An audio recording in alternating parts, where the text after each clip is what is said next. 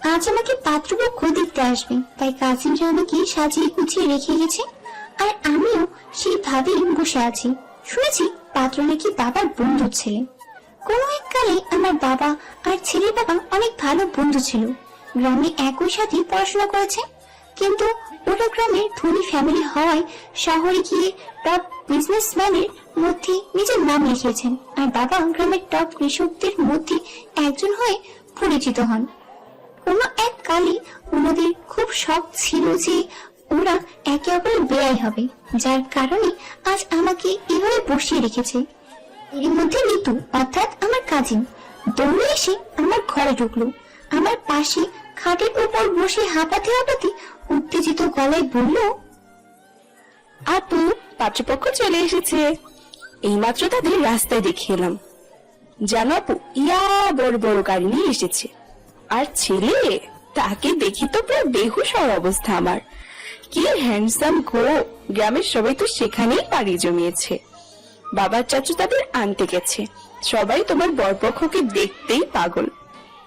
এত ধনী কেউ আমাদের গ্রামে এসেছে, তাও আবার আমাদের বাড়িতে। এটা কি ভাবা যায়? আই এম সো এক্সাইটেড আপু। আমি এতক্ষণ হা করে নিতুর কথাই শুনছিলাম। এমনি পাগল হলো নাকি? এমন করছে কেন? আর ওরা যদি এত ধনী আর হ্যান্ডসামই হয়, তবে ওরা আমাকে ওনাদের বাড়ি ভোগ করবে কেন? নিতুর কথা শুনে তো আমার মনে নিশ্চয় আমাদের বাড়ির সবার মান সম্মান হারাতে হবে তাদের সামনে। তখনই বাইরের লোকজনের কোলাহল শোনা গেল। আপু, ওরা বুঝি চলে এসেছে। আমি গেলাম ওদের দেখতে, তুমি এখানেই বসে থেকো। বলি নিতু এক দৌড়ে বাইরে চলে গেল। বাইরের কোলাহল শুনে মনে হচ্ছে তারা বাড়ির ভিতর ঢুকতে পেরেছে। আর এত চেঁচামেচি শুনে মনে হচ্ছে পুরো গ্রাম ভেঙে এসেছে।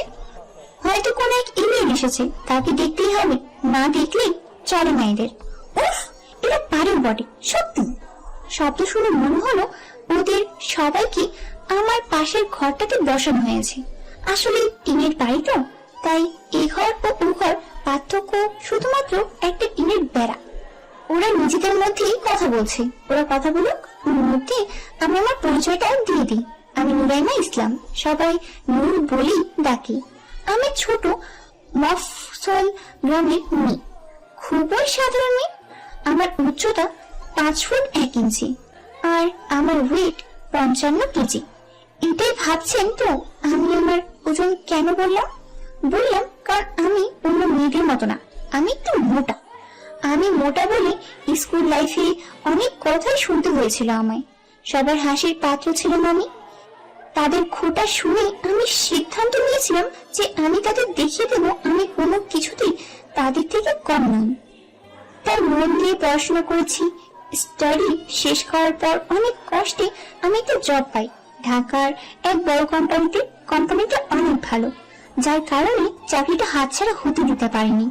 বাবা খুব স্বাধীন মনের মানুষ, তাই বাবাকে একটু জেদ দেখাতে উনি আমাকে গ্রাম ছেড়ে শহরে যাওয়ার পারমিশন দেন। ঢাকায় এখন ফুপুর বাড়িতে থেকে আমি জবটা করছি। প্রায় 1 বছর ধরে জবটা করছি আমি। এই বছর আমাদের company business of the year award পেয়েছে। খুব ভালোই ছিলাম। তার মাঝেই বাবা আমাকে ফোন করে বাড়িতে আসতে বলে। এসে এখানে ফেসে গেছি। সাজিয়ে গুছিয়ে বসিয়ে রেখে দিয়েছে। কিছুক্ষণ পর আমার চাচি আর পাশের বাড়ির এক বড় মা এসে আমাকে ওনাদের সামনে নিয়ে গেল। আমাকে একটা চেয়ারে বসতে দেওয়া হলো। আমি মাথা নিচু করে ওনাদের সামনে বসে আছি। আমাদের ঘিরে অনেকেই দাঁড়িয়ে আছে। ওনারা আমাকে একের পর এক প্রশ্ন করছে, আর ওনাদের প্রশ্নে আমার হার্টবিট বাড়ছে। এমন সময় ছেলের বাবা বলে উঠল, আমার ছেলে নিজের তাগিদে 4 বছর কঠোর পরিশ্রম করে খান ইন্ডাস্ট্রিজের চেয়ারম্যান আর এমডি হয়ে নিজের বিজনেস সামলাচ্ছে। এমন দায়িত্ববান ছেলে তোরা খুব কমই পাবি রে রায়হান। আমার বাবাকে কথাটা বলল, আর আমি ওনার মুখে খান ইন্ডাস্ট্রির নাম শুনে চমকে যাই। খান ইন্ডাস্ট্রির এমডি মানে? আমি বিস্ময়ে ভরা চোখে পাত্রের দিকে তাকালাম। ছেলেকে দেখে আমার চোখ রসগোল্লা বনে গেল। প্রায় 6 ফুট লম্বা, ফিট বডি, গায়ের রং ফর্সা আর মুখে চাপদারি আর এক রাশ বিরক্তি ভাব নিয়ে আমার সামনে বসে থাকা ছেলেটাকে দেখে আমার মুখ থেকে অস্পষ্ট কণ্ঠে বেরিয়ে এলো, এক্সকিউজ স্যার। আমার মুখে স্যার ডাক শুনে সবাই আমার দিকে অবাক দৃষ্টিতে তাকালো। আমি সবার দিকে ফ্যালফ্যাল চোখে তাকালাম। নূর, মা তুমি সোমকে চিনো? অবাক হয়ে প্রশ্ন করলেন স্যারের মা আয়না খান। আমি ওনার দিকে তাকিয়ে মাথা উপর নিচ করে সায় দিলাম। সোম, তুই চিনিস নূরকে? স্যারের বাবা মিরাজ খান স্যারকে উদ্দেশ্য করে বললেন, না চেনার কি আছে? আমার অফিসের স্টাফকে আমি তো চিনবই, এতে অবাক হওয়ার কি আছে? এক রাশ বিরক্তি নিয়ে স্যার বললেন, তোর অফিসের স্টাফ মানে নূর তোর কোম্পানিতে জব করে, আর এই কথাটা তুই আমাদের এতক্ষণ বললি না কেন? অবাক হয়ে মিরাজ খান বললেন, বলার প্রয়োজন মনে করিনি, তাই এতক্ষণ বলিনি। হ্যাঁ, সেটাই তো দেখছি। দুজন দুজনকে চিনলেই ভালো, আমাদের আর কি করার। অবাক হয়ে কথাটা বললো বাবা। ওরা আবার ওদের কথায় মগ্ন হয়ে গেল। বাবা আর মিরাজ আঙ্কেলের কথা শুনে মনে হচ্ছে তার কত কালে একে অপরের ভালো বন্ধু। কিন্তু আমি আছি আমার জ্বালাই। বিয়েটা যে হবে না এটা আমি নিশ্চিত। বিয়ে নিয়ে আমার কোনো মাথা ব্যথা নেই। আমার সব ব্যথা আমার চাকরিটাকে নিয়ে। এত ভালো একটা চাকরি আমার হাত ছেড়ে হতে যাচ্ছে। বাবা আর পাতলে বলে না, সরাসরি আমার বসকে আমার সামনে বসিয়ে দিল। এখন কি হবে? লজ্জায় পুরো মাথা হিট হয়ে যাচ্ছে। যাকে বিয়ে করার জন্য মিস ওয়ার্ল্ডরা লাইন লাগিয়ে আছে, তাদের ছেড়ে উনি আমায় বিয়ে করবেন? এটা একেবারে ইম্পসিবল। ওনার মুখ দেখে বোঝা যাচ্ছে যে উনি এত কিছুতে কতটা বিরক্ত বোধ করছেন। আচ্ছা, এটা কি শুধু আমি দেখতে পাচ্ছি আর অন্য কারোর চোখে কি উনার বিরক্তি ভাবটা পাচ্ছে না? উফ, উনি যদি বিয়েতে না বলে চলে যান, আমার মান সম্মান প্লাস্টিক। কোন মুখে আমি উনার সামনে গিয়ে দাঁড়াবো? নিজের সম্মান সুরক্ষার্থে চাকরিটাও আমাকে ছাড়তে হবে। চাকরি ছাড়ার কথা মাথায় আসতেই আমার কান্না চলে আসছে। জোরে জোরে কাঁদতে ইচ্ছা হচ্ছে, কিন্তু ওরা আমার ভাবনায় জল ঢেলে দিয়ে বিয়েতে রাজি হয়ে বিয়ের ডেট পর্যন্ত ফিক্স করে চলে গেলে। এটা কি হলো? আমার জন্য বিশ্বাসই হচ্ছে না যে ওরা বিয়েতে রাজি হয়েছে। বিশেষ করে স্যারও তো কিছু বললেন না। এটা কি হচ্ছে? আমার কেন জানি না মনে হচ্ছে উনার বাবার চাপে পড়ে বিয়েতে রাজি হয়েছেন। কোন একটা সুযোগ পেলেই বিয়েটা ক্যান্সেল করতে দেরি করবেন না। অন্যদিকে আমাদের গ্রামের মানুষরা সব সময় সব দিক দিয়ে দু কদম এগিয়ে থাকে। এই বেলাও তাই হলো। পুরো আমি রটে গেল যে আমি শহরে গিয়ে নিজের অফিসের বসকে ফাঁসি বিয়ে করছি। না হলে এত বড় ধাঁচের মানুষ আমাকে বিয়ে করতে কেন রাজি হবে? এই কথা শুনে বাবা আমাকে এক কথাই বলে দিয়েছেন আমি যেন বিয়ের আগে আর অফিসে না যাই। বিয়ের পর ওরা চাইলে জব করবো, নয়তো নয়। আমার আর কি করার? মন খারাপ করে বাড়িতেই পড়ে রইলাম। আজ 3 দিন ধরে বাড়িতে বসে আছি। বসে বসে না আরো বেশি মোটা হয়ে যাই আমি। কিন্তু কি আর করার, বসে বসে এখন হানিবানির গোলমাল দেখা ছাড়া আমার আর কোনো কাজ নেই। আজও বসে হানিবানি দেখছি আর হেসে হেসে গড়িয়ে পড়ছি। ঠিক তখনই আমার ফোন বেজে উঠলো। ফোন হাতে নিয়ে দেখি আমার নাম্বার। কিছু না ভেবেই ফোনটা রিসিভ করলাম আর বললাম, হ্যালো, আসসালামু আলাইকুম, কে বলছেন? আপনি অফিসে আসছেন না কেন মিস নূর? গলা শুনে আমি লাফিয়ে উঠলাম। এটা তো স্যারের বাবা। স্যার আমাকে ফোন করেছে।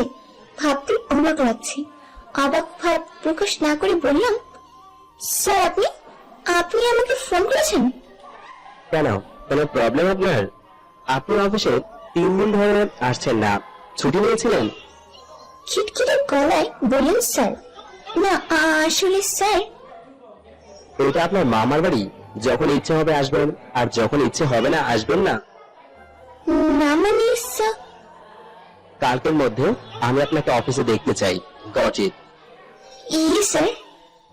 সাথে সাথে ওপাশ থেকে ফোন করার শব্দ পেলাম। আমি অবাক, কারণ আমাকে নিজে থেকে ফোন করেছে। অফিসে কোনো স্টাফ অফিসে না এলে তাকে স্যারের বিয়ে অফিসের কন্ট্রোল নাম্বার দিয়ে ফোন করে খবর নেই। তাহলে আজ হঠাৎ স্যার আমাকে নিজের থেকে ফোন করলেন কেন? আর আমি যে 3 দিন অফিসে যাইনি এটাও স্যার খেয়াল করেছেন? আচ্ছা, স্যারকে আমাকে কিছু বলতে চান যার কারণে আমায় উনি এতদিন খুঁজেছেন? কি বলতে চান? বিয়ে ভাঙার কথা? এই কথাটা বললে হয়তো আমি অতটা অবাক হব না। যে যাই হোক না কেন, আমি বের হলাম বাবার উদ্দেশ্যে। বাবাকে এই খবরটা দিতে হবে তো। বাবাকে অনেক বুঝিয়ে রাতের গাড়িতে ঢাকা চলে এলাম। সকাল 7টায় বাস কমলাবতী থেকে এসেছি। আমি বাস স্ট্যান্ড থেকে সোজা অফিসের দিকে রওনা হলাম, কারণ এখন ফুপুর বাড়ি যাওয়ার সময় নেই, অফিসে দেরি হয়ে যাবে তাই। আর ভাববেন না যে সারা রাত জার্নি করে এখন কিভাবে অফিস করব, আমার সমস্যা হবে না, কারণ আমি বাসেও আরামে ঘুমিয়েছি। বাস স্ট্যান্ড থেকে অফিসে পৌঁছতে 1 ঘন্টা সময় লাগলো। আমি অফিসে এসে আমার কেবিনে ব্যাগ রেখে সোজা ওয়াশরুমে চলে গেলাম। ওখান থেকে ফ্রেশ হয়ে এসে ক্যান্টিনে গিয়ে কিছু খেয়ে এসে স্যারের সাথে দেখা করতে গেলাম। উনি আমায় অফিসের ছুটি না নিয়ে আসার জন্য কয়েকটা কড়া কথা শুনিয়ে দিলেন, আর আমার মাসিক বেতন থেকে মাইনে কাটা হলো। আমি ভেবেছিলাম স্যার হয়তো আমাকে বিয়ে নিয়ে কিছু কথা বলবেন, কিন্তু কিছুতেই কিছু না, ওটা আমাকে 2-1টা কথা শুনিয়ে দিলেন। ধুর! আমি মুখ ফুলিয়ে ওখান থেকে এসে নিজের কাছে মন দিলাম। সারা দিন কাজেই বিজি ছিলাম। 3 দিনের চাপ একদিনে পড়ে গেল, এসব নিয়ে ভাবার সময় পেলাম না। অফিস আওয়ার শেষে আমি সব কাগজপত্র গুছিয়ে রেখে আমার ব্যাগ নিয়ে অফিস থেকে বেরিয়ে এলাম। অফিস থেকে বেরোতেই দেখি স্যার গাড়িতে হেলানিতে দাঁড়িয়ে আছেন। আমি ওনাকে উপেক্ষা করে চলে আসতে চাইলে উনি আমাকে পেছন থেকে ডাক দিলেন। মিস নূর, আমি পিছনে ঘুরে ওনার দিকে তাকিয়ে বললাম, কিছু বলবেন sir? Yes, come with me. বলেই গাড়ির দরজা খুলে দিল। আমি কিছুটা এগিয়ে গিয়ে বললাম, জি স্যার, কোথায় যাব? সেটা গেলেই দেখতে পাবেন। এখন চুপচাপ গাড়িতে বসুন। আমি আর কথা না বাড়িয়ে গাড়িতে উঠে বসলাম। উনি ড্রাইভিং সিটে বসে ড্রাইভ করা শুরু করলেন। পুরো রাস্তায় দুজনেই চুপচাপ ছিলাম। আমি ভাবছি উনি আমায় বিয়ে করবেন না বলে মেয়ে ফেলতে নিয়ে যাচ্ছেন না তো? সে যেখানে যাক না কেন তা তো গেলেই দেখা যাবে। উনি একটা ক্যাফের সামনে গাড়ি থামালেন। আমাকে নামিয়ে উনি গাড়ি পার্ক করে এলেন। তারপর আমাকে নিয়ে ভিতরে গিয়ে বসলেন। ওয়েটার আসলে 2টো কফি অর্ডার দিলেন। আমাকে একবার জিজ্ঞাসাও করলেন না আমি কি খাবো। আমি কফি খাই না, এটা এখন ওনাকে কিভাবে বলি? ওয়েটার কফি দিয়ে গেল। আমি কফি নিয়ে নাড়াচাড়া করছি। উনি কফিতে 1 চামচ দিয়ে বললেন, মিস নূর, আমি আপনাকে এখানে কিছু কথা বলার জন্য নিয়ে এসেছি বিয়ের ব্যাপারে। আপনি খুব অবাক হয়ে আছেন যে আমি কেন আপনাকে বিয়ে করতে রাজি হয়েছি। বিয়েটা আমি আমার ড্যাডের কথাতে করছি। এটা শুনে আমি একদমই অবাক হলাম না। এটা হওয়াই ছিল। আমি কোনো কথা না বলে উনার কথা শুনতে লাগলাম। উনি আবার বললেন, ড্যাড আজ পর্যন্ত কখনোই আমার কাছে কিছু চাইনি, সবসময় দিয়ে গেছেন। আমাদের ভালোর জন্য সারা জীবন পরিশ্রম করে গেছেন। এই প্রথমবার ড্যাড আমার কাছে কিছু চেয়েছে। আপনাকে আমাদের বাড়ির বউ হিসেবে দেখতে চেয়েছেন। ড্যাডকে আমি না বলতে পারিনি, তাই আমি বিয়েটা করছি, কিন্তু কখনোই আপনাকে স্ত্রী হিসেবে মানতে পারবো না। আর এটার কারণ নিশ্চয়ই আপনার অজানা নয়। এই বিয়েতে সমাজের সামনে আমরা স্বামী স্ত্রী হলেও আপনার আর আমার মাঝে সম্পর্ক শুধু একজন পরিচিত মানুষ হয়ে থাকবে। আপনি বুঝতে পারছেন তো আমি কি বলছি? আমি আপনাকে স্ত্রীর অধিকার দিতে পারবো না। তাছাড়া আপনার অন্য কোনো অভাব থাকবে না। আপনি আপনার ইচ্ছে মতো চলাফেরা করতে পারবেন। আপনি আপনার মতো আর আমি আমার মতো। কেউ কারোর পার্সোনাল লাইফে ইন্টারফেয়ার করব না। আমি আমারটা আপনাকে বললাম, এরপরে আপনি কি করবেন এটা আপনার ডিসিশন। বলে উনি বসা থেকে উঠে দাঁড়ালেন। আবারও টেবিলে 2 হাত রেখে একটু চোখে দাঁত কিরমিরে বললেন, আর আপনি যে ডিসিশনটা নিন না কেন ভেবে চিন্তে নেবেন, বিকজ আমার ড্যাড একজন হার্ট পেশেন্ট। আপনার ডিসিশনের কারণে ওনার কোনো ক্ষতি হলে আপনি ভাবতেও পারবেন না আমি আপনার সাথে কি করব। বলে উনার এক মুহূর্ত দাঁড়ালেন না। আমি ওনার কথাই থ হয়ে গেছি। উনি বিয়েতে না বললেও আমি এতটা অবাক হতাম না যতটা অবাক এখন হলাম। এরকম ঘটনার জন্য একদমই প্রস্তুত ছিলাম না। আমি এমন একটা সম্পর্কে কি করে যাব যেখানে কোনো ভবিষ্যৎ নেই? না না, এটা হতে পারে না। আমি কোনো লগ্নের নায়িকা নই যে উনি যা বলবেন আমি বোকার মতো তাই শুনবো। ওনার বাবা হার্ট পেশেন্ট, আমার বাবা তো নয়।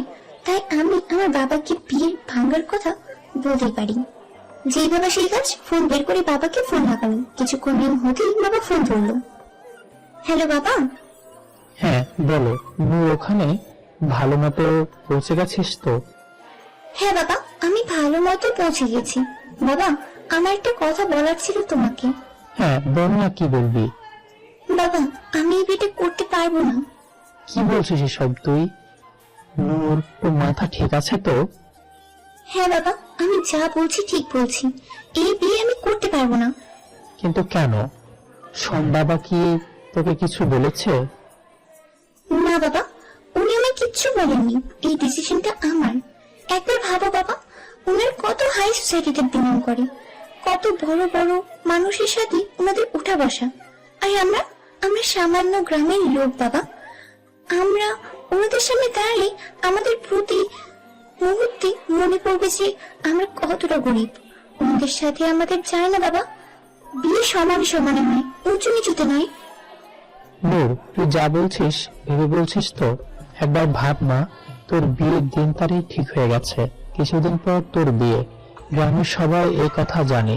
এখন যদি তুই বিয়ে ভাঙতে বলিস তাহলে আমার সম্মানের কি হবে? আমি মানুষকে মুখ দেখাবো কি করে? তুই তো জানিস এখানকার মানুষেরা কেমন। একটা ছেড়ে আর একটা বলে। আচ্ছা তুই এদের কথা ছাড়, তোর মিরাজ আঙ্কেল, ওর কি হবে? আমি তোকে কথা দিয়েছি, আমি ওর সামনে দাঁড়াবো কি করে? আমাদের বন্ধুত্বের দাগ লেগে যাবে নূর। আর আমি যতদূর মিরাজকে চিনি, ও কখনোই অমর নিজ বাছাই করবো না। করলে বাড়ির বউ করার জন্য আমাকে বলতো না। নূর, এখনো সময় আছে, ভাব। আমার সম্মান এভাবে ধরে মিশিয়ে দিস না।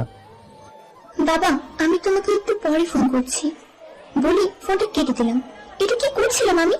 আমি এটা কেন ভাবিনি যে বিয়েটার সাথে আমার বাবা মার সম্মানও যে জড়িয়ে আছে।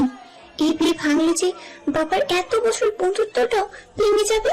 স্যার যদি ওনার বাবার জন্য আমার মতো একটা মেয়েকে বিয়ে করতে রাজি হতে পারে, তবে আমি কেন পারবো না? ভাগ্য আমাকে যেদিকে নিয়ে যাবে আমাকেও সেদিকেই যেতে হবে। সব ভাগ্যের উপর ছেড়ে দিয়ে ব্যাগ কাঁধে নিয়ে ক্যাফে থেকে বেরিয়ে এলাম। পরের দিন ফোন করে বাবাকে বিয়ের আয়োজন করতে বললাম। এইভাবে দিন কাটতে লাগলো আমার। আজ আমার বিয়ে। স্যারের বাড়ি থেকে আমার সাজগোজের সব জিনিস পাঠানো হয়েছে। ওগুলো দিয়ে আমাকে সাজানো হলো।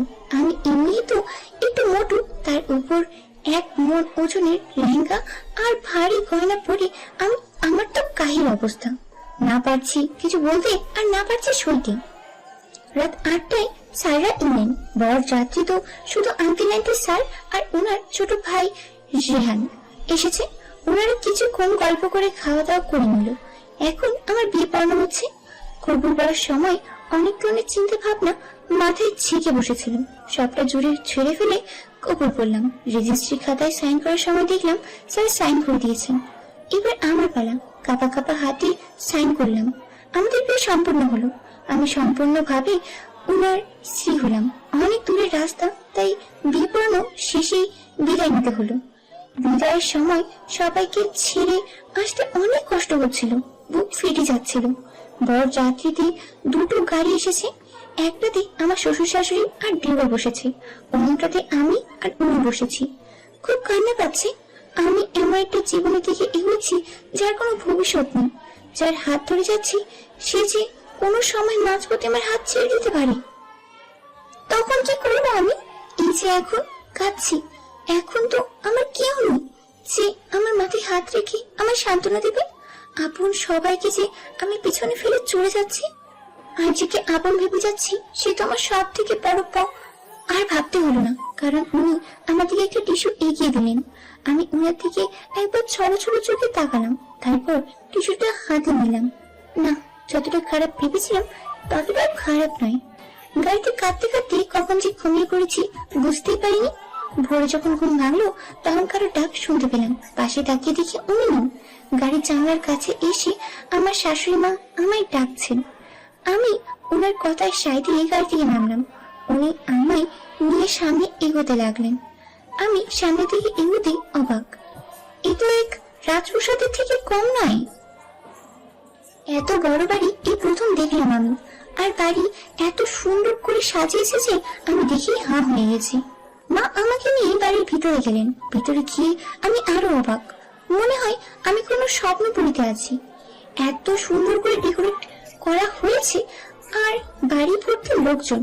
এটা কেউ বরযাত্রী যায়নি, কারণ অনেক দূরে রাস্তা। আমাদের দেখে সবাই এগিয়ে এলো। আমি আর চোখে দেখলাম স্যার সোফার উপর বসে আছেন। আমাকেও সেখানে নিয়ে গিয়ে বসানো হলো। এরই মধ্যে ওনারা সবাই আমাদের ঘিরে ধরলো, নানা ধরনের কথা বলতে লাগলো। বিয়ের বাকি নিয়মগুলো পালন করতে করতে প্রায় সকাল হয়ে গেছে। সব নিয়ম শেষে উনি উঠে চলে গেলেন। যাওয়ার সময় ওনার রুমে ব্রেকফাস্ট পাঠিয়ে দিতে বললেন। অন্যদিকে আমাকে ওনার কাজিনরা সবাই ঘিরে রেখেছে, কথা বলছে, হাসাহাসি করছে। আমিও মাঝে মাঝে ওদের সাথে তাল মিলালাম। ওদের কথায় বুঝতে পারলাম ওরা সবাই স্যারকে কত ভয় পায়। প্রায় 8টা বাজে, তখন স্যার ওপর থেকে নিচে এসে বললেন, মম, আমি অফিসে যাচ্ছি। ওনার কথা শুনে সবাই হাঁ করে ওনার দিকে তাকালো। অফিসে যাবে মানে? কালই তো তোর বিয়ে হলো, আর আজ তুই নতুন বউকে একা রেখে অফিসে যাবে? আহা, বাধা দিচ্ছ কেন? যাক না অফিসে।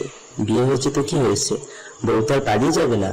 এমনি কাল অফিস যায়নি, অনেক কাজ পড়ে আছে হয়তো। আজ অফিস না গেলে তো অনেক চাপ পড়ে যাবে ওর উপরে। আর এমনিতে এখানে আর ওর কোনো কাজ নেই। ওর বাড়িতে থাকলেও দেখবে ল্যাপটপ নিয়ে ঘরে বসে পড়েছে। তার থেকে বরং ও অফিসেই যাক, বিকেলে ফাংশনে অ্যাটেন্ড করবে। সেটাই কর। বাপ ছেলে দুজনেই এক। বাবাও তো আর কম নয়, নিজের বাসরাতে অফিসে মিটিং করতে চলে গিয়েছিলেন। তার ছেলে আবার কেমন হবে? মায়ের এই কথা শুনে সবাই উচ্চস্বরে হাসতে লাগলো।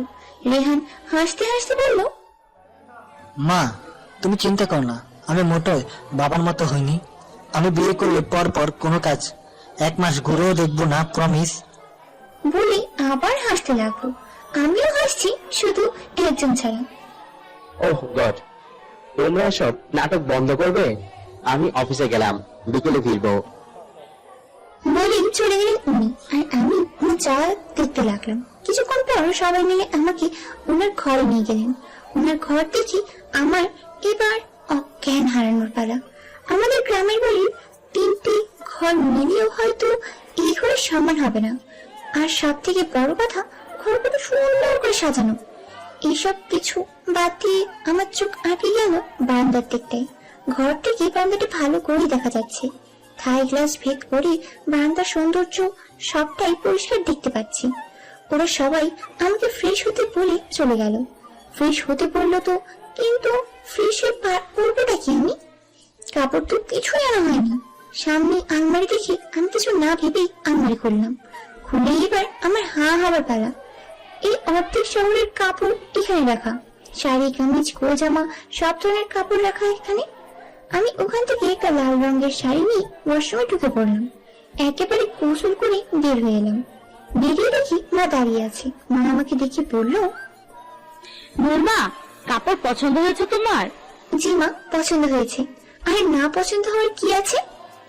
সবগুলোই আমি পছন্দ করেছি। আচ্ছা ঠিক আছে, তোমার নিশ্চয়ই খিদে পেয়েছে। খাবার এনেছি, খেয়ে নাও কেমন? আমার বাইরে অনেক কাজ পড়ে আছে গো, আমি গেলাম, তুমি খেয়ে নিও কেমন? বলে মা চলে গেলেন। আমি রুমের চারদিক ভালো করে দেখি। বিছানায় গিয়ে শুয়ে পড়লাম। খিদে নেই তাই না খেয়ে শুয়ে পড়েছি। শুয়ে থাকতে থাকতে কখন যে ঘুমিয়ে গেছি খেয়ালই নেই। ঘুমের ঘোরে মনে হলো কেউ আমার সামনে এসে দাঁড়ালো। চোখ খুলে দেখি মা অগ্নিমূর্তি হয়ে দাঁড়িয়ে আছে আমার সামনে। আমি মাকে দেখে শোয়া থেকে উঠে বসলাম আর বললাম, মা আপনি? হ্যাঁ আমি। তুমি কি গো নূর, তোমাকে আমি সে কখন খাবার দিয়ে গেছি আর তুমি না খেয়ে শুয়ে পড়েছো? মা আসলে আমার খিদে ছিল না তাই। থাক, আর বলতে হবে না, আমারই ভুল ছিল। তুমি যাও, গিয়ে ফ্রেশ হয়ে এসো। না মা আসলে। বললাম না যাও। মায়ের কথা শুনে আমি বাধ্য মেয়ের মতো গিয়ে ফ্রেশ হয়ে এলাম। মা আমাকে বিছানায় বসতে বললো আর আমিও চুপচাপ বসে পড়লাম। তারপর মা নিজের হাতে ভাত মেখে আমায় খাইয়ে দিতে লাগলো। মায়ের এই ভালোবাসা দেখে আমার চোখ ছলছল করে উঠলো। এক মাকে ছেড়ে এসে আরেক মা পেয়েছি। খাইয়ে দিতে দিতে মা কথা বলা শুরু করলো। কথা বলতে বলতে একসময় বললো, আমার ছেলেটা একটু চুপচাপ থাকে ঠিকই, কিন্তু দেখো, ও তোমাকে অনেক ভালোবাসবে। আমার ছেলের মতো ছেলে লাখে একটাও পাওয়া যায় না। ওকে নিজের ভালোবাসা দিয়ে আঁকড়ে রেখো মা, দেখবে সংসার সুখের সাগরে ভাসবে।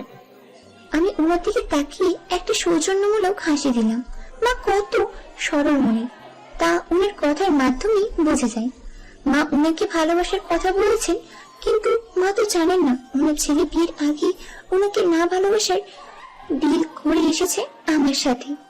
মা আমাকে খাইয়ে দিয়ে কিছুক্ষণ কথা বলে চলে গেলেন। বিকেলে বৌভাতের রিসেপশন শুরু হলো। উনিও ঠিক সময় মতো এসে অনুষ্ঠানে যোগ দিলেন। আমাকে সাজিয়ে গুছিয়ে স্টেজের উপর ওনার পাশে বসানো হলো।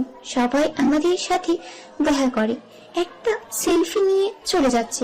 বাবাও এসেছিল, কিছুক্ষণ থেকেই চলে গেছেন। বিয়ের পরের দিন বাবার বাড়ি যাওয়ার নিয়ম থাকলেও সেই নিয়ম পালন করা হলো না। সবাই সবার মতো কথা বলছে। গেস্টরা এদিক সেদিক যা কথা বলছে, তার মধ্যে আমাকে নিয়ে ওদের তাচ্ছিল্যের হাসিটাই আমি বেশি শুনতে পাচ্ছি। এরকম বড় বাড়িতে আমার মতো মেয়ে বউ হয়ে গেলে এরকম কথা শুনতেই হবে। রাতে রিসেপশন শেষে আমাকে ওনার ঘরে নিয়ে আসা হলো। ঘরটা বাসর ঘরের মতো সাজানো হয়েছে, কিন্তু কিছুক্ষণ আগেও এই ডেকোরেশনটা ছিল না। আমাকে বেডের উপর বসে রেখে সবাই চলে গেল। আমি আর ওনার আসার জন্য অপেক্ষা করলাম না। যখন আমি জানি উনি আমার জন্য এই ঘরে আসবেন না, তাই আমি কাবার থেকে একটা শাড়ি বের করে ওয়াশরুমে চলে গেলাম। ড্রেস চেঞ্জ করে এসে আমি বারান্দায় গেলাম। এই জায়গাটা সত্যিই খুব সুন্দর। থাই গ্লাস দিয়ে সবুজ পাতাগুলো দিয়ে নিচে নেমেছে। টবের মধ্যেও বিভিন্ন ধরনের ফুল গাছ রাখা আছে, হয়তো নিয়মিত কেউ এগুলো দেখভাল করে। আমি বারান্দায় রেলিং ধরে দাঁড়ালাম, বাইরের শহরটা দেখতে লাগলাম। এই সম্পর্কটা কতদিনই তা টিকবে? একদিন না একদিন নিশ্চয়ই উনি আমার উপর বিরক্ত হয়ে যাবেন আর আমাদের এই সম্পর্ক থেকে মুক্তি পেতে চাইবেন। তখন আমার কি হবে? আমি কোথায় যাব? আমার সাথে কেন এমনটা হতে হবে? এই কোলাহলপূর্ণ শহর একসময় নিস্তব্ধ হয়ে যাবে। আচ্ছা, আমার জীবনটাও কি এই শহরের মতনই একসময় নিস্তব্ধ হয়ে যাবে? কি জানি কি হবে, তবে যেটা হবে সেটা ভবিষ্যতে দেখা যাবে। এখন ওসব নিয়ে না ভাবলেও চলবে। আমি একটা দীর্ঘশ্বাস ফেলে বারান্দা থেকে রুমে এলাম। দেখি উনি ওয়াশরুম থেকে একটা ট্রাউজার আর একটা টি শার্ট পরে বেরোচ্ছেন। আমাকে দেখে বললেন, আজকের দিনটা এখানে অ্যাডজাস্ট করে নিন, কাল থেকে আর অসুবিধা হবে না। কাল মম ড্যাড চলে গেলে আপনি অন্য রুমে শিফট হতে পারবেন। ওনার কথা শুনে আমি শুধু মাথা নাড়ালাম, আর কিছুই বললাম না। শুনেছি মা বাবা নাকি এখানে থাকতেন না, সিলেটে বাবা নিজস্ব বিজনেস থাকায় তারা ওখানে থাকে। বাবা অসুস্থ, তাই মা ওনাকে একা ছাড়েন না। উনি আবার বললেন, আপনি বেডে শুয়ে পড়ুন, আমি সোফাতে শুয়ে পড়ছি। আমার একটা কথা বলার ছিল আপনাকে। কি কথা? ভ্রুকুচকে বললেন উনি। আসলে আমি জবটা কন্টিনিউ করতে চাই, যদি আপনি পারমিশন দেন তো। এতে আমার পারমিশন নেওয়ার কি আছে? এটা আপনার লাইফ, আপনার ডিসিশন। তবে হ্যাঁ, অফিসের কেউ আমাদের বিয়ের ব্যাপারে জানতে না পারে। আমি চাই না আমার পার্সোনাল লাইফের কারণে আমার প্রফেশনাল লাইফ নষ্ট হোক। উনার কথা আমার বুকে সুর হয়ে বেরলো। এমন কপাল আমার নিজের স্বামীকেও স্বামী পরিচয় দেওয়ার অধিকার নেই। কি আর করার, আমি চুপচাপ গিয়ে শুয়ে পড়লাম। মুখ কম্বল মুড়ি দিয়ে সোফায় শুয়ে পড়লেন। সারা রাত এপাশ ওপাশ করছি, কিছুতেই ঘুম আসছিল না। বিভিন্ন ধরনের চিন্তা মাথায় ভর করছিল। অনেক কষ্টে শেষ রাতে একটু ঘুম পেলাম, কিন্তু আজানের শব্দে ঘুম ভেঙে গেল। আমি উঠে ফ্রেশ হয়ে এসে কাবার থেকে জায়নামাজ খুঁজে নামাজ পড়লাম। নামাজ পড়ে আবার কি শুয়ে পড়লাম। কিছুক্ষণ পর টের পেলাম উনি উঠে ওয়াশরুমে গেলেন। ওয়াশরুম থেকে বেরিয়ে এসে রুম থেকে বেরিয়ে গেলেন। এত সকাল সকাল কোথাও গেলেন উনি? আমি আর দেরি না করে নিচে নামিয়ে এলাম। দেখি মা রান্নাঘরে ব্রেকফাস্ট তৈরি করছেন। আমি কি মাকে সাহায্য করতে লাগলাম।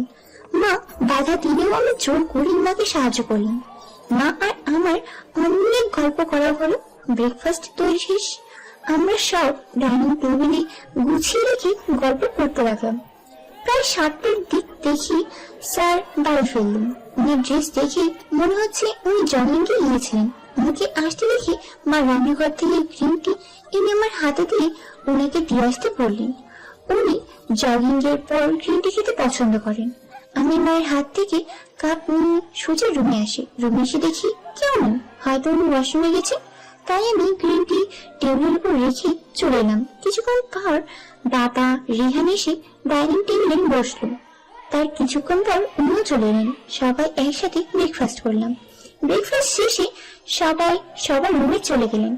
আমি মাকে টেবিল গোছাতে হেল্প করতে লাগলাম। দেখি উনি রেডি হয়ে অফিসে চলে গেলেন, আর আমি মা, বাবা আর রেহানের সাথে সময় কাটালাম। ওদের সাথে সময়টা ভালো কাটলো। রেহান তো আমাকে নিজের বড় বোন মেনে নিয়েছে।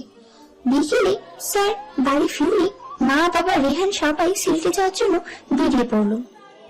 রেহান সিলেটের এক হোস্টেলে থেকে পড়াশোনা করে। আমি মাকে থাকতে বললেও উনি বললেন বাবার নাকি একটা কাজ পড়ে গেছে, তাই ওনাদের যেতেই হবে। স্যার ওনাদের এগিয়ে দিয়ে এলেন। আমি ততক্ষণে বাড়িটা ঘুরে দেখতে লাগলাম। আসার পর থেকে বাড়িটা ভালো করে দেখাই হয়নি। এত বড় বাড়িতে এখন স্যার আর আমি একা থাকবো, আর কিছু সার্ভেন্ট থাকবে। ভাবতে কেমন ভয় লাগছে। স্যার যদি আমাকে মেরে ফেলে, এই বাড়িতে পুঁতে দেয়, তখন কি হবে? এসব ভাবতে ভাবতে স্যার চলে এলেন। আমাকে আমার জিনিসপত্র নিয়ে অন্য ঘরে যেতে বললেন, আর কাল থেকে অফিসে জয়েন করতে বললেন। আমি আমার সব জিনিসপত্র নিয়ে ওনার পাশের রুমটায় চলে এলাম। পরের দিন অফিসেই গেলাম। অফিসে উনি আমার সাথে এমন বিহেভ করে যেন অফিসের বাইরে ওনার সাথে আমার কোনো সম্পর্ক নেই। এইভাবে সময় কাটতে লাগলো তার গতিতে। সময় দিন দিন, সপ্তাহে আর সপ্তাহ মাসে পরিণত হলো। আজ 6 মাস হলো আমাদের বিয়ে। আজ পর্যন্ত আমাদের সম্পর্কে কোনো উন্নতি হয়নি। কোনো প্রয়োজন ছাড়া আমরা একে অপরের সাথে কথাও বলি না। উনি ওনার মতো চলে, তো আমি আমার মতো চলি। এখন ওনার থেকে আমার কোনো এক্সপেকটেশন নেই। এখনো অফিসের কেউ জানে না আমাদের বিয়ের ব্যাপারে। শুধু জানে আমি বিবাহিতা আর স্যারও বিবাহিতা। এর বেশি কেউ কিছু জানে না। এত মাসে বদলে গেছে শুধু একটা জিনিস, সেটা হলো আমি এখন আর ওনার অফিসের সামান্য স্টাফ নই। এখন আমি ওনার বিয়ে।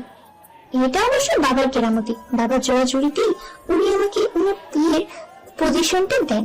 তাও আমাকে আগে আমার যোগ্যতা প্রমাণ করতে হয়েছে। তারপর এখন সব সময় আমাকে ওনার আগে পিছিয়ে ঘুরতে হয়, যেমন এখন ঘুরছে। উনি কনফারেন্স রুম থেকে মিটিং শেষ করে নিজের কেবিনে যাচ্ছেন, আর আমি ওনার পিছু পিছু ফাইল আর কলম নিয়ে যাচ্ছি। উনি কেবিনে গিয়ে নিজের চেয়ারে বসতে বসতে বললেন, মিসেস নূর, হিলির যে প্রজেক্টের ফাইলটা আপনার কাছে আছে, ওটা ভালো করে চেক করে আমাকে দিয়ে যান। Okay sir. আর কানাডার যে ক্লায়েন্টসরা এসেছে তাদের সাথে আজ 6টায় মিটিং ফিক্স করুন।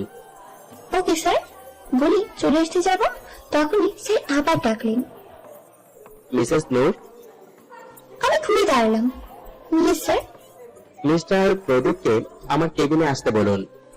ওকে স্যার বলি চলে আসবো। আবার স্যারের ডাক পড়লো। মিসেস নূর, আমার মনে হয় আপনার এখান থেকে যাওয়ার একটু বেশি তাড়া। আমি দাঁড়িয়ে পড়লাম। কই না তো স্যার। তবে এত তাড়া করে কোথায় যাচ্ছেন? আমি কি আপনাকে যেতে বলেছি? না তো স্যার, আসলে। আমার জন্য একটা কফি নিয়ে আসুন। Okay sir. আর কিছু? এবার স্যার আমার দিকে তাকালেন আর বললেন, নো মিসেস নূর। আমি ওনার কেবিন থেকে বেরিয়ে এলাম। উফ, হাফ ছিল বাঁচলাম। না জানি কেন ওনার কেবিনে থাকলে আমার দম বন্ধ হয়ে আসে। আমি স্বস্তির নিঃশ্বাস নিয়ে কফি আনতে গেলাম। যাওয়ার আগে প্রদীপ স্যারকে স্যারের কেবিনে যেতে বললাম। প্রদীপ স্যার স্যারের ম্যানেজার। আমি কফি এনে স্যারকে দিয়ে কেবিন থেকে বেরিয়ে আমার কেবিনে ঢুকলাম। কানাডার প্রাইমদের ইমেল করে মিটিং এর সময় জানিয়ে দিলাম। তারপর হিলির ফাইল খুঁজে নিয়ে ওটাকে চোখ বুলাতে লাগলাম। কিছুক্ষণ পর একটা ইমেলের রিপ্লাই এলো। আমি ওটা স্যারের অ্যাকাউন্টে সেন্ড করে দিলাম। আবার ফাইলে চোখ দিলাম। এমন সময় কেউ আমার দরজায় নক করলো আর বলল, মে কামিং ম্যাডাম। আমি না দেখে বললাম, কামিং। আমি কি এখানে বসতে পারি ম্যাডাম? এরপর আমি মাথা উপরে তুলে বললাম, নয়, তুমি মজা বন্ধ করবে। বারে, আমি এবার কি করলাম? ম্যাডাম কাজে এতটাই বিজি যে আমার দিকে তাকানোর সময় নেই। তেমন কিছু না, আমি জাস্ট ফাইলটা দেখছিলাম। ও নূর, সবসময় কাজ কাজ করো কেন? একটু আমাকেও সময় দাও, আর আমাকে একটু ফ্লার্ট করার সময় দাও। আচ্ছা বিনয় বাবু, এখন তাহলে আমায় ফ্ল্যাট করতে এসেছেন? ধরে নিতে পারো সেটাই। তো এখন যদি আপনি আমাকে ফ্ল্যাট করেন, তবে আপনার ওই টিনা, মিনা, রিনা এইসবের কি হবে? ওরা তো সবাই আছে, ওরা আমার গার্লফ্রেন্ড বলে কথা। বলি হাসতে লাগলো নিলয়। আমিও ওর সাথে তাল মিলিয়ে হাসতে লাগলাম। ঠিক তখনই আমার টেবিলে থাকা কন্ট্যাক্ট ফোন বেজে উঠলো। দেখো, হয়তো এসকে স্যার ফোন করেছে। নিলয় ভ্রু উঁচিয়ে পড়লো। আমি ওর কথায় মুচকি এসে ফোন ধরলাম। Hello, Nur speaking. এখনই আমার কেবিনে আসুন। বলি আমাকে কিছু বলার সুযোগ না দিয়ে ফোন কেটে দিল। আমি নিলয়ের দিকে তাকালাম। নিশ্চয়ই স্যার তোমাকে নিজের কেবিনে ডাকছে, রাইট? আমি মাথা ঝাঁকালাম। আমি জানতাম এরকমই কিছু একটা হবে। আমি যখনই তোমার সাথে একটু কথা বলতে আসি, অমনি স্যার ডাক পড়ে যায়। আমি নিশ্চিত এসকে স্যার আমার কোনো শত্রু ছিল, তাই এরকমটা করে। তবে চিন্তা করো না, আমিও আটঘাট বেঁধে মাঠে নেমেছি। আজ তো তোমার সাথে কথা বলে এখান থেকে নড়বো, নইলে এক পা কোথাও যাচ্ছি না। আমার সব কাজ শেষ, আর অফিস আওয়ারও শেষ হতে চললো। তুমি শুনে এসো স্যার কি বলে, এরপর এখানে বসে গল্প করব। তাড়াতাড়ি এসো কিন্তু, আমি অপেক্ষা করব। আজ আমি স্যারকে হার মানাবই। নিলয়ের কথা শুনে আমি অবাক। কি বলছিল এসব? কি হলো, দাঁড়িয়ে আছো কেন ওভাবে? যাও, আমি এখানে ওয়েট করছি তোমার জন্য, জলদি এসো। আমি বেরিয়ে পড়লাম স্যারের কেবিনের উদ্দেশ্যে। নিলয় আমার কলিগ, একসাথে কাজ করলেও আগে কখনো আমাদের কথা হয়নি। আজ 3 মাস হলো আমাদের বন্ধুত্ব হয়েছে। নিলয় খুব মজার মানুষ, ভালো লাগে তার কথাগুলো। আমি স্যারের কেবিনে নক করলাম। May I come in sir? Come in. ল্যাপটপে চোখ রেখে বললেন উনি। আমি ভিতরে গিয়ে উনি বললেন, আপনাকে যে কাজটা দিয়েছিলাম ওটা হয়ে গেছে? না স্যার, আর অল্প কাজ বাকি আছে। বাকি আছে মানে কি? এটা কি অফিস নাকি আপনার ডেটিং প্লেস যে আপনি কাজ না করে ডেট করছেন? স্যার ঝাঁকিয়ে বলে উঠলেন কথাগুলো। আমি ভয়ে কুকুরে গেলাম আর বললাম, সরি স্যার, আমি এক্ষুনি ফাইল কমপ্লিট করছি, বলে চলে আসবো। তখনই উনি বলে উঠলেন। স্টপ। উনার কথায় আমি ওখানেই দাঁড়িয়ে পড়ি, আর উনি বললেন, বাইরে কোথায় যাচ্ছেন? এখানে বসে নিজের কাজ কমপ্লিট করুন। বলে স্যার উঠে দাঁড়ালেন। আমি অন্যদিকে তাকিয়ে বললাম, কিন্তু স্যার ফাইলটা তো আমার কেবিনে আছে। আমাকে কি আপনার অন্ধ মনে হয়? না স্যার, তা কেন মনে হবে? স্যার তাক থেকে একটা ফাইল বের করে আমার দিকে ছুঁড়ে মেরে বললেন, এই ফাইলটা কমপ্লিট করুন। অফিস আওয়ার শেষ হওয়ার আগেই এই ফাইলটা আমার কমপ্লিট চাই। আমি ফাইলটা হাতে নিয়ে চুপচাপ গিয়ে সোফায় বসে পড়লাম। ইস, নীলা হয়তো এখনো আমার জন্য অপেক্ষা করছে। ফোনটাও তো নিয়ে আসলাম না, যে একটা টেক্সট করে দেবো যে আমি যেতে পারবো না, যেন আমার জন্য ও অপেক্ষা না করে। উফ, বেচারা নিলয় না জানি কি করছে। আমি ফাইলের কাজ শেষ করে হাত বাড়িয়ে তাকিয়ে দেখলাম 5টা বাজে। 6টায় স্যারের সাথে মিটিং এ যেতে হবে। ভাবতেই সামনে স্যারের টেবিলের দিকে তাকালাম। কি স্যার কোথায়? স্যার কি তবে মিটিং এর উদ্দেশ্যে বেরিয়ে পড়েছে? ইস, ফাইলের দিকে মন দিতে গিয়ে মিটিং এর কথা মন থেকে বেরিয়ে গিয়েছিল। দেরি হলে স্যার আমার 12টা বাজাবে। আমি তাড়াতাড়ি ফাইল স্যারের টেবিলে রেখে কেবিন থেকে বেরিয়ে নিজের কেবিনে গেলাম। ওখান থেকে আমার ব্যাগ নিয়ে অফিস থেকে বেরিয়ে পড়লাম। বাইরে বেরিয়ে দেখি স্যার গাড়ির সাথে হেলান দিয়ে দাঁড়িয়ে আছে, হয়তো আমার জন্য অপেক্ষা করছিলেন। আমাকে দেখে গিয়ে গাড়িতে বসলেন। আমিও চুপচাপ গিয়ে গাড়িতে বসে পড়লাম। স্যার একটা রেস্টুরেন্টের সামনে গাড়ি থামালেন। আমি ওখানেই নেমে পড়ি। স্যার গাড়ি পার্ক করে এনে ওনার সাথে ভিতরে যাই। দেখি ক্লায়েন্টরা এসে গেছেন।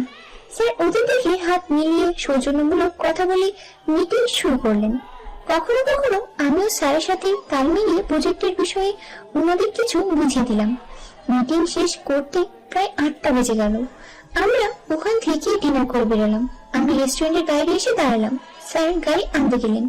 এর মাঝে হঠাৎ করে কোথা থেকে যেন নীলা এসে আমার সামনে দাঁড়ালো।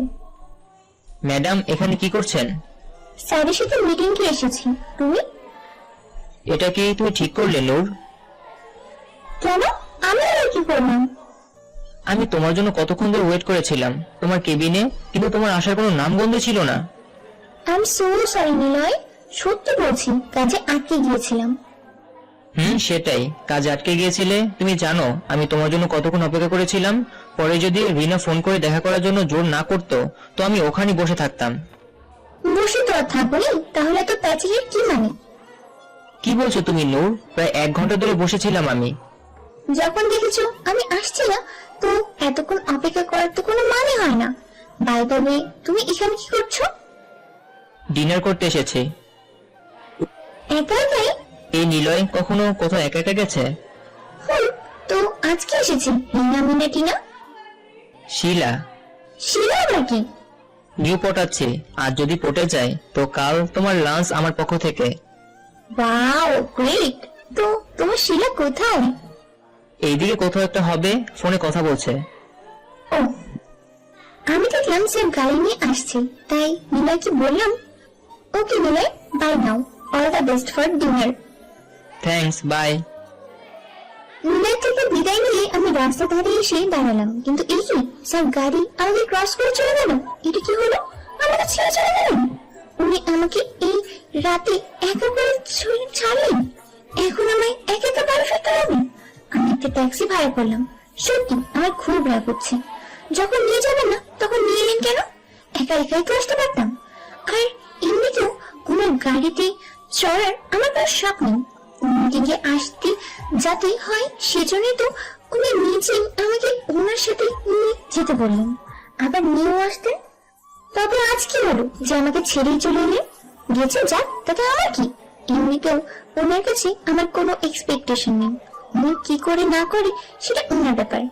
আমার কোনো ইন্টারেস্ট নেই ওনার বিষয়ে মাথা ঘামানোর। মাই বলছে আমি গাড়ি ভাড়া মিটিয়ে সোজা নিজের রুমে চলে এলাম। ফ্রেশ হয়ে নিচে এসে টিভি দেখতে বসলাম। আর আমার টিভি দেখা মানে হানিবানি। হানিবানি দেখতে দেখতে মনটা বেশ ফুরফুরে হয়ে গেল। এমন সময় মনে হলো কেউ আমায় দেখছে। আমি সিঁড়ির উপরে তাকালাম, কই কেউ তো নেই। আমি আর দেরি না করে টিভি অফ করে উপরে চলে এলাম। সকালে উঠে ব্রেকফাস্ট বানাচ্ছি, তখন দেখি উনি জগিং করে ফিরলেন। আমি ওনার রুমে গিয়ে গ্রিন টিটা দিয়ে এলাম। উনি ওয়াশরুমে আছেন, তাই আমি নিচে নেমে ব্রেকফাস্ট করে ওনার জন্য ডাইনিং টেবিলে খাবার সাজিয়ে রেখে রেডি হয়ে অফিসের জন্য বেরিয়ে পড়লাম। আমি ওনার প্রিয় হওয়ার কারণে ওনার আগেই আমি অফিসে পৌঁছাতে হয়।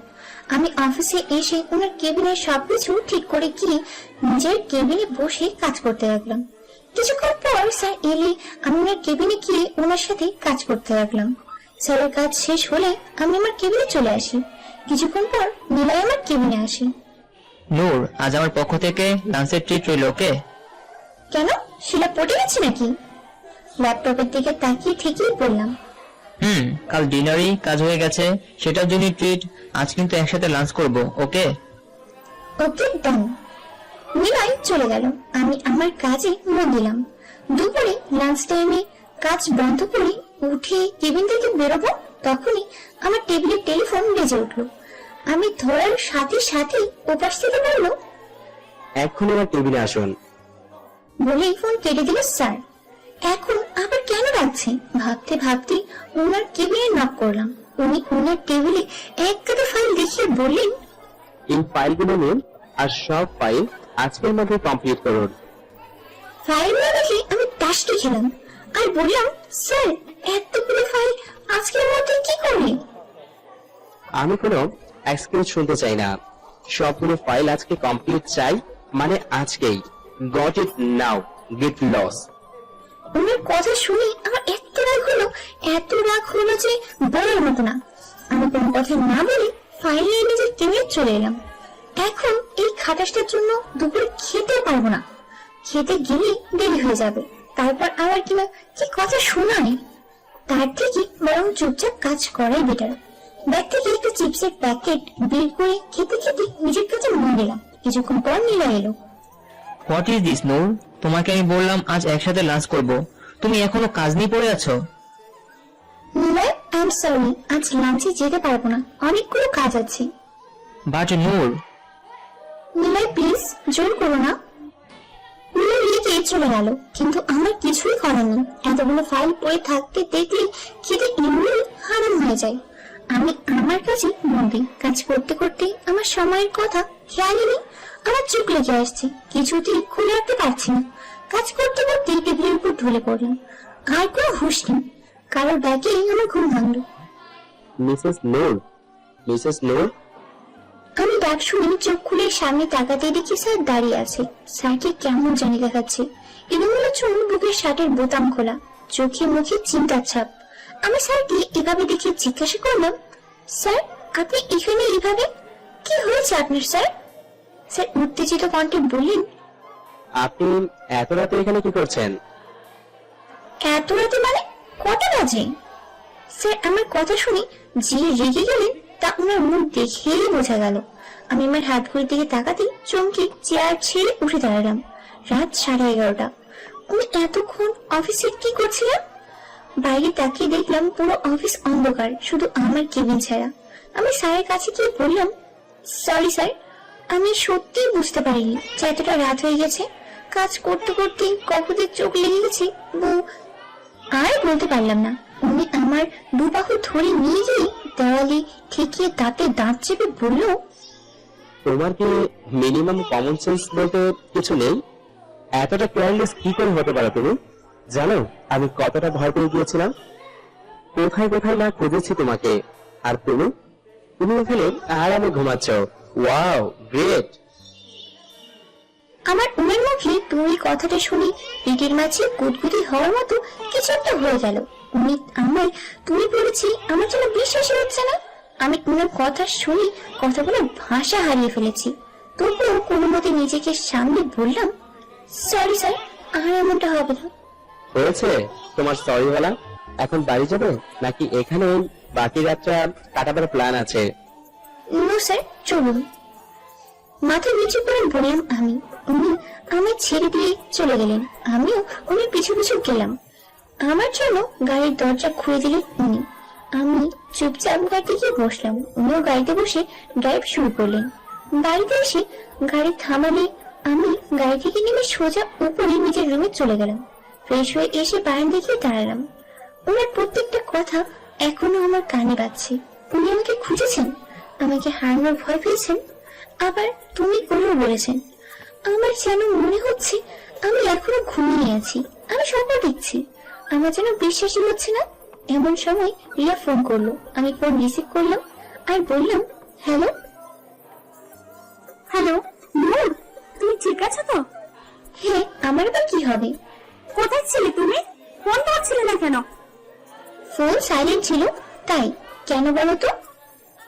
আরে স্যার তো তোমাকে পাগলের মতো খুঁজে বেড়াচ্ছেন, আমাকে ফোন করেছিলেন। আমি বুঝতে পারলাম না এত রাতে উনি তোমায় কেন খুঁজে বেড়াচ্ছেন। আমি রিয়ার কথা শুনে কিছুটা ভয় পেয়ে যাই আর বলি, আসলে স্যারের একটা ইম্পর্টেন্ট ফাইল আমার কাছে ছিল, আমি ফোন ধরছিলাম না, আর স্যার ফাইলটার প্রয়োজন ছিল তাই হয়তো। ও হতে পারে। Okay bye. ওকে। আমি ফোন রেখে দেওয়ার সাথে সাথে স্যার এসে আমার পাশে দাঁড়ালেন। ওনাকে এভাবে দাঁড়িয়ে দেখি আমি ভূত দেখার মতো চমকে গেলাম, কারণ এই 6 মাসে এই প্রথম উনি আমার রুমে এলেন। আমি প্রথমবার দেখলাম উনার সিগারেট ধরানো। উনি সিগারেটও খান, এটা তো জানতাম না। আর জানবই বা কিভাবে, কখনো জানার প্রয়োজন বোধই করিনি, তাই জানি না। আমি বললাম, স্যার আপনি এখানে কিছু বলবেন? কেন, এমনি আসতে পারি না? সামনের দিকে তাকিয়ে উত্তর দিলেন উনি। না তা কেন হবে বলে আমি রেলিং ধরে দাঁড়ালাম, কিন্তু উনি সিগারেটের গন্ধ আমার সহ্য হচ্ছে না, তাই ওখান থেকে চলে আসতে চাইলাম। তখনই উনি আমার হাত ধরে ফেললেন। আমি চমকে উনার দিকে তাকালাম আর উনি বললেন, আমার সাথে কিছু মুহূর্ত থাকতেও তোমার অসহ্য লাগছে নূর? আমি ওনার কথা শুনে থমকে যাই, মুখ দিয়ে একটা কথা বের হলো না। উনি উনার হাতে সিগারেট ফেলে দিয়ে আমার দিকে তাকালেন। আমি উনার দিকে তাকিয়ে অবাক হয়ে যাই। উনি এক অন্যরকম দৃশ্যতে আমার দিকে তাকিয়ে আছেন। আমি উনার দিকে হাত ছাড়ানোর চেষ্টা করতে লাগলাম আর বললাম, আমার হাত ছাড়ুন স্যার। কেন, আমার স্পর্শ তোমার খারাপ লাগছে? আর অন্যদের সাথে তো ঠিকই গায়ে পড়ে কথা বলো, তখন খারাপ লাগে না? উনার কথায় আমার মাথা গরম হয়ে গেল। তাই আমিও বললাম, স্যার আপনি আমার হাত ছাড়ুন, আমার খুব লাগছে, ছাড়ো আমার হাত, অসহ্য লাগছে আমার। আর কিছু বলার সুযোগ পেলাম না, তাই আগে উনি আমার 2 হাত ধরে নিয়ে গিয়ে থাই গ্লাসের সাথে চেপে ধরে আমার ঠোঁটে ঠোঁট ডুবিয়ে দিলেন। আমি আজ ঝটকার পর ঝটকা খাচ্ছি। স্যার এরকম কিছু করবে আমি বুঝতেও পারিনি। রাগের মাথায় উনি আমার ঠোঁটের উপর নানাভাবে নির্যাতন করতে লাগলেন। ব্যথায় আমি শেষ, ওনাকে সরিয়ে দেওয়ারও কোনো চান্স নেই। আমার 2 হাতে উনি চেপে ধরে আছেন। আমি নিজেকে ছাড়ানোর চেষ্টায় বারবার বিফল হচ্ছি। কিছুক্ষণ পর উনি নিচে থেকে আমাকে ছেড়ে দিয়ে আমার মৃদু ধাক্কা দিয়ে সরিয়ে ওখান থেকে চলে গেলেন। আমি পাথর বলে ওখানে দাঁড়িয়ে রইলাম। এটা কি মানে? স্যার আমাকে কেন করলেন? ঠোঁটের ব্যথায় কাঁদতে ইচ্ছা করছে, কিন্তু অনেক কষ্টে নিজেকে সামনে রুমে এসে দেখি টেবিলের উপর খাবার রাখা। তার মানে উনি খাবার দিতে এসেছিলেন, কিন্তু এখন উনি যা করলেন তারপর খাবারের গলাতে নামবে না আমার। তাই কিছু না খেয়ে চুপচাপ শুয়ে পড়লাম। পরের দিন হিজাব দিয়ে মুখ ঢেকে অফিসে গেলাম। কাল উনি আমার ঠোঁটের যা অবস্থা করেছেন, আমি তো আর কাউকে মুখ দেখানোর অবস্থাতেই নেই। আমি অফিসে এসে আগে ওনার কেবিনের সবকিছু গুছিয়ে রেখে নিজের কেবিনে এসে কাজে মন দিলাম। উনি অফিসে আসলেও আমি ওনার কেবিনে গেলাম না। পিওনের দ্বারা ওনার কফি পাঠিয়ে দিয়ে আবার নিজের কাছে মন দিলাম। কিছুক্ষণ পর আমার টেবিলের টেলিফোন বেজে উঠলো। আমি নিশ্চিত স্যার ফোন করেছেন, নিশ্চয়ই ওনার কেবিনে যেতে বলবেন। আমি ওনার জন্য কফি না নিয়ে গিয়ে পিওনকে দিয়ে পাঠিয়েছিলাম, তাই এটা নিশ্চয় উনি রাগ করেছে। না জানি এখন আবার কি করে।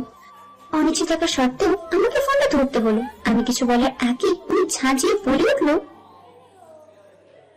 এক্ষুনি আমার কেবিনে তোমায় দেখতে চাই। উনি ফোন রাখার আগেই আমি ফোন রেখে দিলাম। কথাতেই বোঝা যাচ্ছে কতটা রেগে আছি। কি করব, যাবো কি যাবো না? না গেলে অনেক ঝামেলা। তাই আর কিছু না ভেবে উনার কেবিনের দিকে পা বাড়ালাম। উনার কেবিনের দরজায় নক করতেই দেখি কেবিনে কেউ নেই। গেলেন কোথায়? আমাকে দেখি নিজেই ফোন হয়ে গেলেন। আমি ধীরে ধীরে ভিতরে গিয়ে দিকে পা বাড়ালাম। এদিক ওদিক ওনাকে দেখার চেষ্টা করলাম। তখনই দরজায় লাগানোর শব্দে চমকে পিছনে তাকালাম। কি স্যার, ওরা দরজা লাগালেন কেন? এবার ভয়ে আমার আত্মা উড়ে কোন দিকে পালাতে সেই রাস্তায় ঘুরছে। উনি আমার দিকে এগোতে এগোতে দাঁত কিরমির করে বললেন, কফি নিজে না বানিয়ে এসে রহিমকে দিয়ে কেন পাঠিয়েছিলে? আমি ভয়ে পিছাতে লাগলাম আর বললাম, ইয়ে মানে ইয়ে। হোয়াট ননসেন্স, ইয়ে করছো কেন? যেটা প্রশ্ন করলাম সেটার উত্তর দাও। মানে স্যার আমার কাজ ছিল, তাই রহিম চাচাকে দিয়ে পাঠিয়েছিলাম। আমাকে কাজ দেখাতে এসো না। আমি খুব ভালো করে জানি তুমি কাজের জন্য নয়, অন্য কারণে আসোনি। সেই অন্য কারণটা কি? আমাকে ইগনোর করা? আমি ওনার কথা শুনে থম মেরে যাই। আমার আর বুঝতে বাকি রইল না যে এখানে আর বেশিক্ষণ থাকলে আমার মরণ নিশ্চিত। তাই আমি পিছানো বাদ দিয়ে স্যারের পাশ কাটিয়ে দরজার কাছে যেতে যেতে বললাম, দরজা কেন লাগিয়ে দিয়েছেন? আমি আমার কেবিনে যাব, আমার অনেক কাজ আছে। বলে যে দরজা খুলতে যাব উনি আমার হাত ধরে আমাকে দেয়ালের সাথে চেপে ধরলো। আমি আহ বলে কুকড়ে উঠলাম আর উনি বললেন, আমি বললাম না আমাকে কাজ দেখাতে এসো না? হিজাব কেন পরে এসেছো আজ? এমনি আমার ইচ্ছে হয়েছে তাই বলছি। আপনি ছাড়া আমাকে, আমার হাতে লাগছে। আর এভাবে দরজা বন্ধ করে দিয়েছেন, কেউ দেখলে কি ভাববে? আপনি ছাড়ুন। উনি আমার হাত ছেড়ে আমার মুখ থেকে টেনে হিজাব খুলে ফেললো। আমি অবাক হয়ে ওনার কাজ দেখছি। উনি এক হাত দিয়ে আমার ঠোঁটের কাটা অংশে হাত দিতে আমি চোখ বন্ধ করে আও ছড়ে উঠলাম। উনি সাথে সাথে আমার ঠোঁট থেকে হাত ছড়ে নিলেন। আমার গালে হাত দিয়ে বুড়ো আঙ্গুল দিয়ে আমার ঠোঁটের নিচে স্লাইড করতে লাগলেন আর বললেন, আই এম সরি নো, কাল তোমাকে ওভাবে কষ্ট দেওয়াটা আমার ঠিক হয়নি। উনার এই নেশা করা কণ্ঠে আমার বুকে ধুকপুকানি হাজার গুণে বেড়ে গেল। মুখ দিয়ে কোনো কথা বেরোলো না। উনি ধীরে ধীরে আমার কাছে আসতে লাগলো। আমার অজাতেই আমার চোখ বন্ধ হয়ে এলো। উনি আমার এত কাছে যে ওনার উষ্ণ নিঃশ্বাস আমার মুখের উপর আছড়ে পড়ছে। আমার আর ওনার ঠোঁট ছুঁই ছুঁই। ঠিক তখনই ওনার ফোন বেজে উঠলো আর আমি এই ফাঁকে ওনার থেকে সরে দিয়ে দরজা খুলে বেরিয়ে এলাম। একেবারে জমিও ওনার দিকে তাকালাম না, হয়তো উনি হতবাক হয়ে আমার দিকে তাকিয়েছিলেন। হিজাবটি মুখ ঢাকতে ঢাকতে দ্রুত গতিতে নিজের কেবিনের দিকে যাচ্ছিলাম, ঠিক তখনই প্রাজুর পায়ের মধ্যে আটকে আমি অফিসের সবার সামনে হুমড়ি খেয়ে পড়লাম। হাতে পায়ে যতটুকু লেগেছিল তার থেকে বেশি লজ্জার মতো কাটা যাচ্ছিল। সবাই আমার দিকে তাকিয়ে আছে। রিমি আর অপু দৌড়ে এসে আমাকে ধরলো। আমি হাতে প্রচন্ড রকমের ব্যথা পেয়েছি, ব্যথা আর লজ্জায় কেঁদে ফেলার ইচ্ছা হচ্ছিল।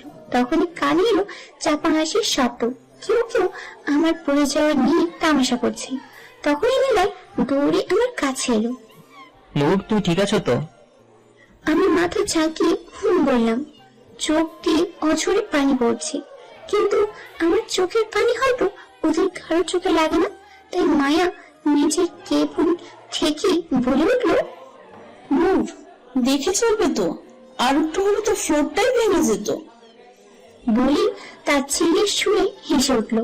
মায়ের কথায় তাই মিলিয়ে দিশা বলল, নূর, আমার তো মনে হয় এবার তোমার ডায়েটিং করা উচিত, না হলে তুমি যে হিসাবে ফুলছো এবার তো মনে হয় অফিসের দরজা কাটার দরকার পড়বে তোমাকে ভেতরে ঢোকানোর জন্য।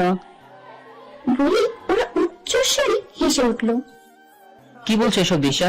কখন কিভাবে কার সাথে কথা বলতে হয় সেটুকু সেন্সও কি তোমাদের নেই? ওই নিলয়, কথা বলা শেখাতে এসো না তো। যাকে যা বলার দরকার আছে তাই বলেছি, ভুল কিছু কি বলেছি? মুখ বাঁকিয়ে বলল মায়া, এসব কথা আমার আর সহ্য হচ্ছে না। আমি চুপচাপ চলে যেতে চাইলে পিছন থেকে কারো ডাক শুনতে পেলাম। মিসেস নূর, ডাক শুনে আমি পিছনে ঘুরে তাকালাম। স্যার চোখ মুখ শক্ত করে দাঁড়িয়ে আছে। ওনাকে দেখে কেন জানি না আমার হাফ মাও করে কাঁদার ইচ্ছা হচ্ছিল। স্যার আমার কাছে এসে একবার আমাকে দেখে মায়া আর দিশা দিয়ে তাকিয়ে বললেন, সরি বলুন নূরকে। সরি, বাট কেন স্যার? I say sorry. ওনার হুঙ্কারে পুরো অফিস থমকে গেল, সবার ভয়ে কুকড়ে গেল। মায়া আর দিশা ভয় পেয়ে মাথা নিচু করে আমাকে বলল, I am sorry Noor. Now get lost for my office. দাঁতে দাঁত চেপে বললেন স্যার। এবার দিশা অবাকের চরম সীমায় পৌঁছে বলল, অফিস থেকে বেরিয়ে যাব মানে? স্যার কি বলছেন এসব? যারা কাউকে সম্মান দিয়ে কথা বলতে জানে না, আমি তাদের কাউকে আমার অফিসে দেখতে চাই না। ভালো কথা চলে যাও, নয়তো সিকিউরিটিকে ডেকে ঘাড় ধাক্কা দিয়ে বের করে দেবো। স্যার কি বলছেন? স্যার সামান্য একটা ব্যাপারে অফিস থেকে বের করে দিবেন? স্যার সরি তো বললাম, প্লিজ স্যার এরকমটা করবেন না। দিশাকে থামিয়ে দিয়ে মায়া ঝাঁঝালো কণ্ঠে বলে উঠল, স্যার সামান্য একটা মেয়ের জন্য আপনি আমাদের। She is my wife, don't call her সামান্য মেয়ে। ওনার কথায় পুরো অফিস থমকে গিয়ে আমার দিকে তাকালো। পুরো অফিস স্তব্ধ হয়ে আছে। হয়তো স্যারের কথা সবার কানে এখনো বাজছে, আর আমি তো অবাকে সপ্তম আসমানে গিয়ে ওনার দিকে তাকিয়ে আছি। ওনার ওয়াইফ কথাটা শুনে বুকের মাঝে একটা ঝড় বয়ে গেল। মতি ওনার জন্য একটা ভালো লাগা কাজ করতে লাগলো। হোয়াট? দ্বিতীয়বার আমার ওয়াইফের স্ট্যাটাস নিয়ে কথা বলার আগে 10 বার ভেবে নিন, কারণ এই একটা ভুল আপনার জীবনের শেষ ভুল হতে পারে। ভালোই বলছি, বেরিয়ে যান অফিস থেকে। স্যারের হুমকির সম্মুখীন হয়ে মায়া আর দিশা অফিস থেকে বেরিয়ে যেতে বাধ্য হলো। স্যার এবার সবার দিকে তাকিয়ে বলল, আপনারা কি সার্কাস দেখছেন এখানে? চুপচাপ নিজেদের কাজে মন দিন। বলি রিয়ার হাত থেকে আমার হাত ছাড়িয়ে নিয়ে উনি কেবিনের দিকে নিয়ে যেতে লাগলো আমায়। আর আমি অবাক হয়ে শুধু উনিকেই দেখছি। উনি আমার হাত ধরে নিজের কেবিনে নিয়ে গিয়ে চেয়ারের উপর বসালো। তারপর ড্রয়ার থেকে ফার্স্ট এড বক্স এনে আমার সামনে হাঁটু ধরে বসলো। আর আমার এক হাতে টেনে নিয়ে হাতের গোড়ালে বাম লাগিয়ে দিতে লাগলো। আমি মাথায় কুকড়ে উঠলাম। উনি তখন থেকে চুপ আছেন দেখে আমি প্রথম কথা বললাম, ওরা তো সামান্য আমাকে কটা কথাই বলেছে, তাই বলে ওদের অফিস থেকে বের করে দিলেন আপনি? এরকম তো অনেকেই আমায় এসব কথা বলে, আমি এসব শুনতে শুনতে অভ্যস্ত। উনি হাতে মেসেজ করতে করতেই বললেন, ওরা তোমার সাথে যা করেছে এটা তোমার কাছে সামান্য হলেও আমার কাছে নয়। তোমার কোনো কষ্ট আমার কাছে সামান্য নয়। ওরা এই অফিসে থাকলে বারবার আমার সামনে ঘুরঘুর করতো, আর তোমার কান্নাজড়িত মুখটা মনে পড়তো, যেটা আমার পক্ষে সহ্য করা সম্ভব নয়। তাই ওদের বের করতে হয়েছে আমার। আর কেউ তোমাকে কথা শোনালে তার পাল্টা জবাব দিতে শেখো, নিজের হয়ে লড়তে শেখো। তুমি ঠিক এটা ভাবো, আর 5টা মেয়ের মতো তুমি নও, কারণ যেমনটা তুমি তেমনটা অন্য কেউ নয়। তুমি সবার থেকে আলাদা নূর, তুমি অসাধারণ। বলে আমার মুখের দিকে তাকালো। উনি বসা থেকে উঠে আমার কপালে একটা চুমুক দিয়ে এঁকে দিয়ে বলল, যা হয়েছে ভুলে যাও, এসব কথা মনে রেখে কষ্ট পাওয়া ঠিক না। ওনার কথায় আমার চোখ ছলছল করে উঠলো। আজ মনে হচ্ছে আমার জীবনের লড়াইয়ে আজ আমি একা নই, আমার সাথে আমার স্বামী রয়েছে। আজ সত্যি নিজেকে অসাধারণ কেউ বলে মনে হচ্ছে।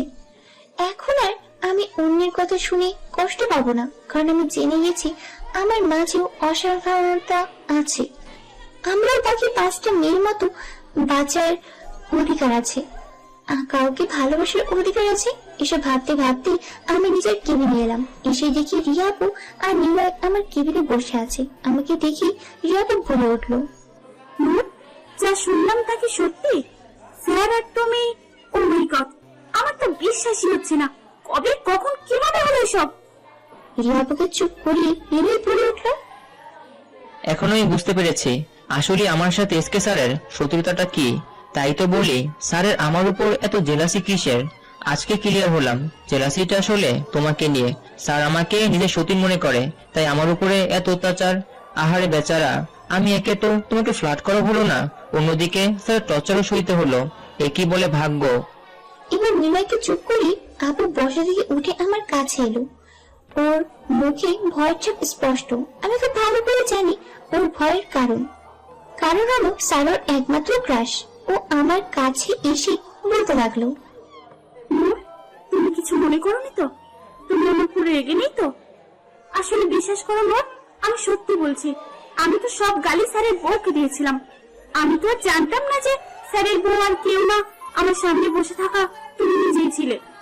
বিশ্বাস করো, আমি তোমাকে ওইভাবে কথাগুলো শোনাতে চাইনি, সত্যি বলছি। ওদের কথা শুনে আমি হাসবো না গল্প সেটাই বুঝতে পারছি না। পরিস্থিতি পাল্টানোর জন্য আমি আমার চেয়ারে বসতে বললাম, ওহো, তোমরা এসব কি লাগিয়ে রেখেছো বলো তো? বাদ দাও না এসব কিছু।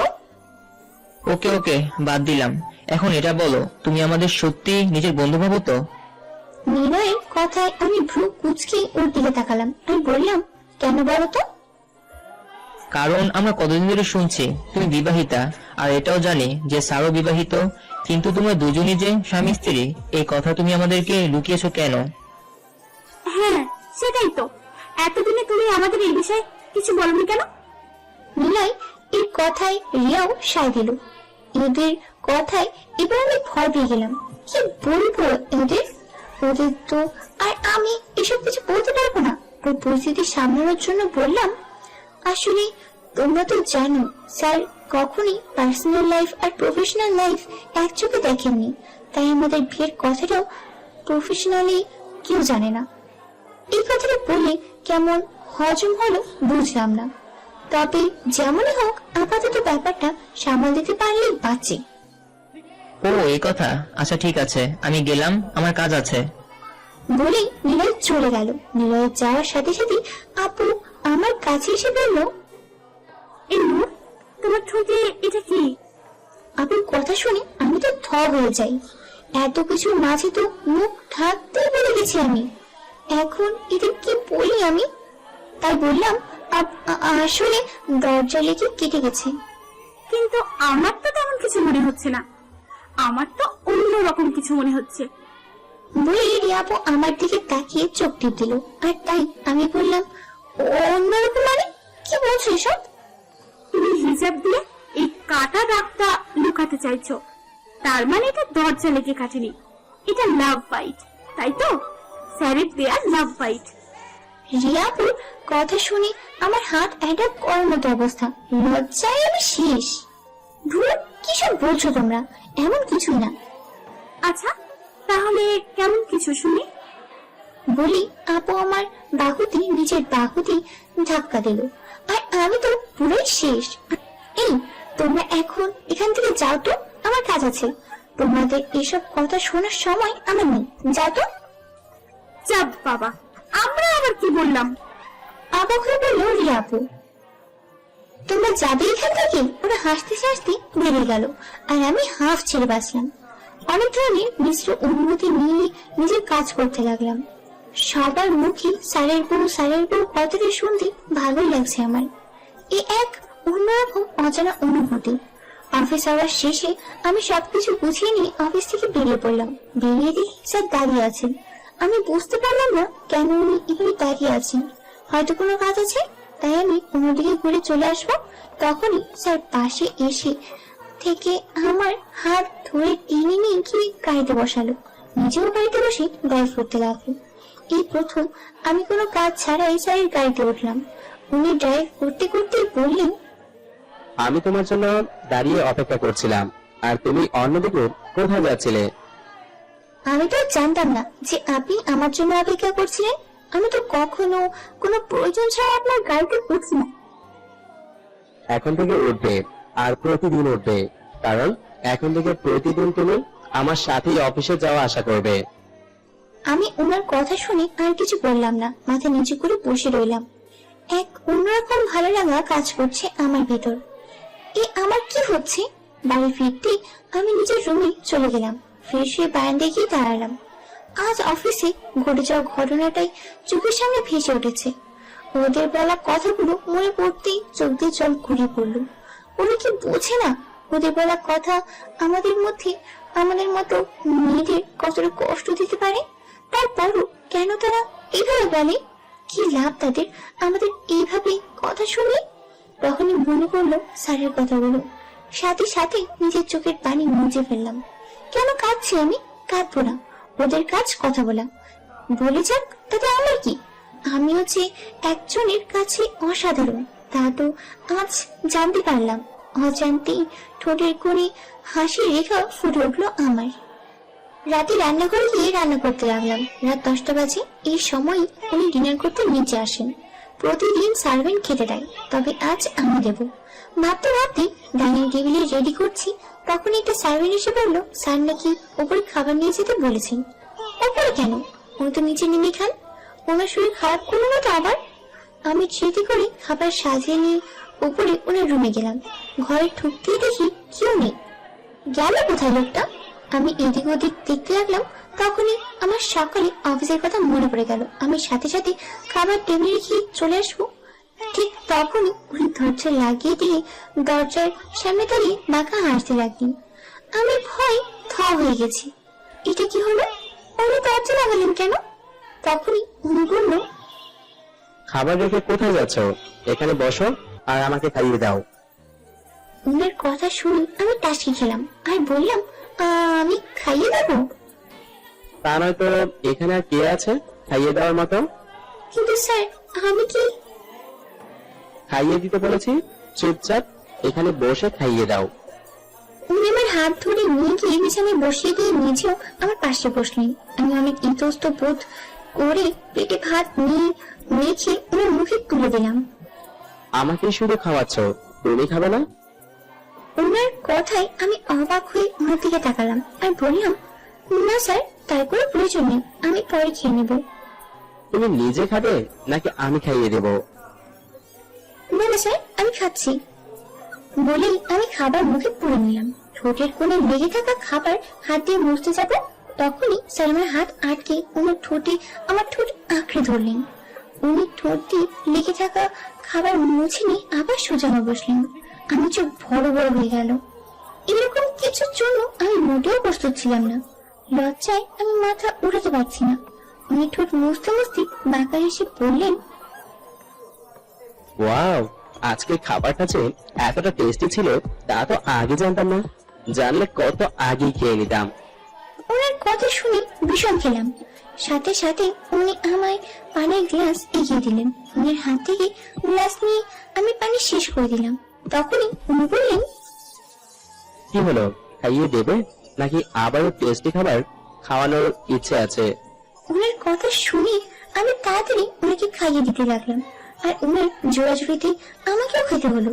খাবার শেষে আমি হাত ধুয়ে প্লেট টেবিলে রেখে যে উঠে যাব, উনি আমার হাত হ্যাচকে টান মেরে শুয়ে পড়লেন, আর আমি সোজা উনার বুকের উপর গিয়ে পড়লাম। আমাকে জড়িয়ে ধরে বললেন, কোথায় যাচ্ছ? সবসময় তোমার যাওয়ার এত তাড়া থাকে কেন? না মানে স্যার, আসলে এসব বলে উঠতে গিয়েও পারলাম না। উনি আমায় শক্ত করে জড়িয়ে ধরে রেখেছেন আর বললেন, চুপচাপ এখানে শুয়ে থাকো। এখন থেকে আমার বুকের মাঝে মাথা রেখে ঘুমাবে। কোনো কথা না বলে ঘুমিয়ে পড়ো। আমি আর কিছুই বলতে পারলাম না। মুখ থেকে কোনো কথা বেরোলো না। কারো বুকে যে এতটা শান্তি, এটা আমি আগে জানতাম না। মনে হচ্ছে পৃথিবীর সব সুখ এই বুকে রয়েছে, আর আমি সেই বুকে পরম সুখে ঘুমিয়ে পড়লাম। আজ সকালে দুজনে একসাথে ব্রেকফাস্ট করে একসাথে অফিসের জন্য বেরোলাম। অফিসে কানাডার ডিলটা সাকসেস হওয়ার কারণে কালকে এর জন্য পার্টি থ্রো করেছেন স্যার। সেই পার্টিরই অ্যারেঞ্জমেন্ট করতে করতে অনেক রাত হয়ে গেল। স্যার আমার জন্য অপেক্ষা করছিলেন একসাথে বাড়ি ফিরবো বলে। আমরা সব কাজ গুছিয়ে প্রায় 10:30টার দিকে অফিস থেকে বেরিয়ে পড়লাম। আমি গাড়িতে বসে আছি আর স্যার ড্রাইভ করছেন। কিন্তু এই রাস্তা তো বাড়ির দিকে যায় না, তবে স্যার এদিকে গাড়ি ঘোরালো কেন? তাই আমি বললাম, আরে স্যার কি করছেন? এদিকে তো বাড়ির রাস্তা নয়, আপনি এদিকে কোথায় যাচ্ছেন? আপনি রাত কানা হয়ে গেলেন না তো? ভুল রাস্তায় যাচ্ছেন কেন? আমি রাত কানা হইনি, ওকে? তুমি চুপচাপ বসে থাকো, গেলেই দেখতে পারবে আমরা কোথায় যাচ্ছি। ওনার কথা শুনে আমি চুপ মেরে গেলাম। কিছুক্ষণ পর উনি একটা রেস্টুরেন্টের সামনে গাড়ি থামালেন। আমি অবাক চোখে ওনার দিকে তাকালাম। উনি গাড়ি থেকে নেমে আমার জন্য দরজা খুলে দিলেন। আমি নামতেই উনি আমার হাত ধরে রেস্টুরেন্টের ভিতর ঢুকলেন। অনেক বড় আলিশান রেস্টুরেন্ট দেখি আমার মুখ হাঁ হয়ে গেল। উনি চেয়ার টেনে দিতে দিতে বললেন, আজ আমরা এখানে ডিনার করব, বসো এখানে। আমি মুচকি হেসে বসে পড়লাম। উনিও আমার সামনেই বসলেন।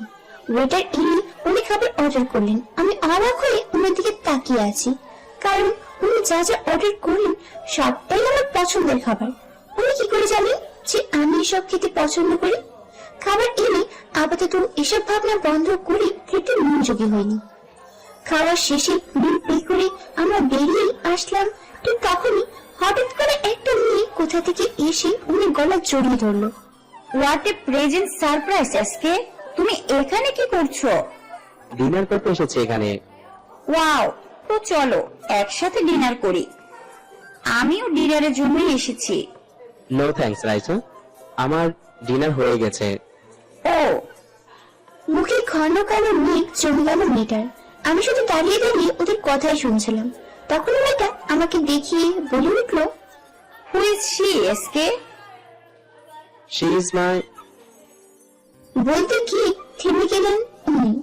তারপর কিছু একটা ভেবে আবার বললেন, শি ইজ মিসেস নূর। ওনার কথা শুনে আমি চট করে ওদের দিকে তাকালাম। এটা কি বললেন উনি? কালই তো সবার সামনে আমাকে নিজের বউ বললেন, আর আজ আবার পাল্টে খেয়ে গেলেন।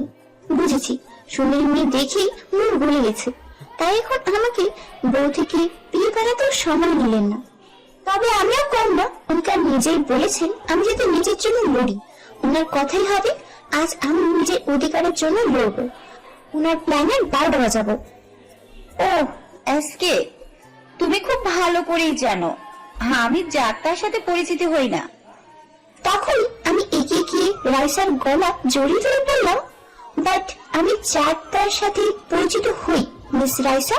আমি মিসেস খান, মিসেস সম্রাট খান। বলে ওকে ছেড়ে দিয়ে সোজা হয়ে দাঁড়িয়ে মুচকি এসে ওনার দিকে তাকালাম। কিন্তু কি, আমি তো ভেবেছিলাম আমি ওনার প্ল্যান বুঝতে দিয়েছি, কিন্তু উনি তো আমার দিকে তাকিয়ে বারবার হেসে যাচ্ছেন। রাইসা এবার অবাক হয়ে বলল, হোয়াট, লাইক সিরিয়াসলি আজকে ও তোমার বউ? আমি শুনেছি তোমার বিয়ে হয়েছে, কিন্তু এইরকম একটা মেয়ের সাথে কি যোগ্যতা আছে তোমার বউ হওয়া? না আছে রূপ, না আছে গুণ। আমি মুখে এক ঝলক হাসি রেখে বললাম, আপনি ঠিকই বলেছেন, আমার না আছে রূপ, না আছে গুণ, কিন্তু আমার যেটা আছে সেটা আপনাদের মতো সুন্দরীদের কাছেও নেই। ভাগ্য আছে আমার, তাই তো উনার মতো একজনকে নিজের স্বামী হিসেবে পেয়েছি আমি, যেটা আপনার মতো সুন্দরী মেয়েদের নেই। রাইসা আমার কথা রেগে যায় আর বলে, হে স্টুপিড গার্ল, তোমার সাহস কি করে হয় তুমি আমাকে কথা শোনাচ্ছ? যে নিজের থেকে যে কথা শুনতে আসে তাকে একটু একটু কথা শোনাতেই হয়। আজকে তুমি ওকে কিছু বলছো না কেন? এবার উনি আমার ঘাড়ে হাত দিয়ে জড়িয়ে ধরে বললেন, because she is my wife. ওর যোগ্যতা দেখার যোগ্যতা তোমার নেই। আর যদি রূপের কথা বলো, তবে একটা কথা জানিয়ে দিচ্ছি, আমার বউ আমার চোখে পৃথিবীর সেরা সুন্দরী। আর এই বিষয়ে দ্বিতীয়বার কোনো কথা আমি শুনতে চাই না। বলি আমার হাত ধরে উনি বেরিয়ে এলেন। ওনার শেষের কথাটা প্রত্যেকটা মেয়ের কাছে একটা বড় পাওয়া, আমার কাছেও এটা অমূল্যবান। কিন্তু আমি এই মুহূর্তে উনার উপর রেগে আছি। উনি প্রথমে কেন আমাকে নিজের স্ত্রী হিসেবে পরিচয় দিলেন না ওই মেয়ের সামনে? আজ তো ওনার সাথে কোনো কথাই বলবো না আমি। গাড়িতে দুজনে চুপচাপ ছিলাম। উনি আমার দিকে দু একবার তাকালেও আমি ওনার দিকে একবারও তাকাইনি, তাকাবো না। গাড়ি বাড়িতে এসে থামতেই আমি গাড়ি থেকে নেমে সোজা রুমে এসে কাপড় নিয়ে ওয়াশরুমে ঢুকে গেলাম। ওয়াশরুম থেকে বেরোলে উনিও ওয়াশরুমে ঢুকেন। আমি চুপচাপ বিছানার উপর গিয়ে এক পাশে ঘুরে শুয়ে পড়লাম। ওয়াশরুমের দরজা খোলার শব্দ হলো, উনি হয়তো বেরিয়ে এসেছেন, তাই আমি চোখ বন্ধ করে ফেলি।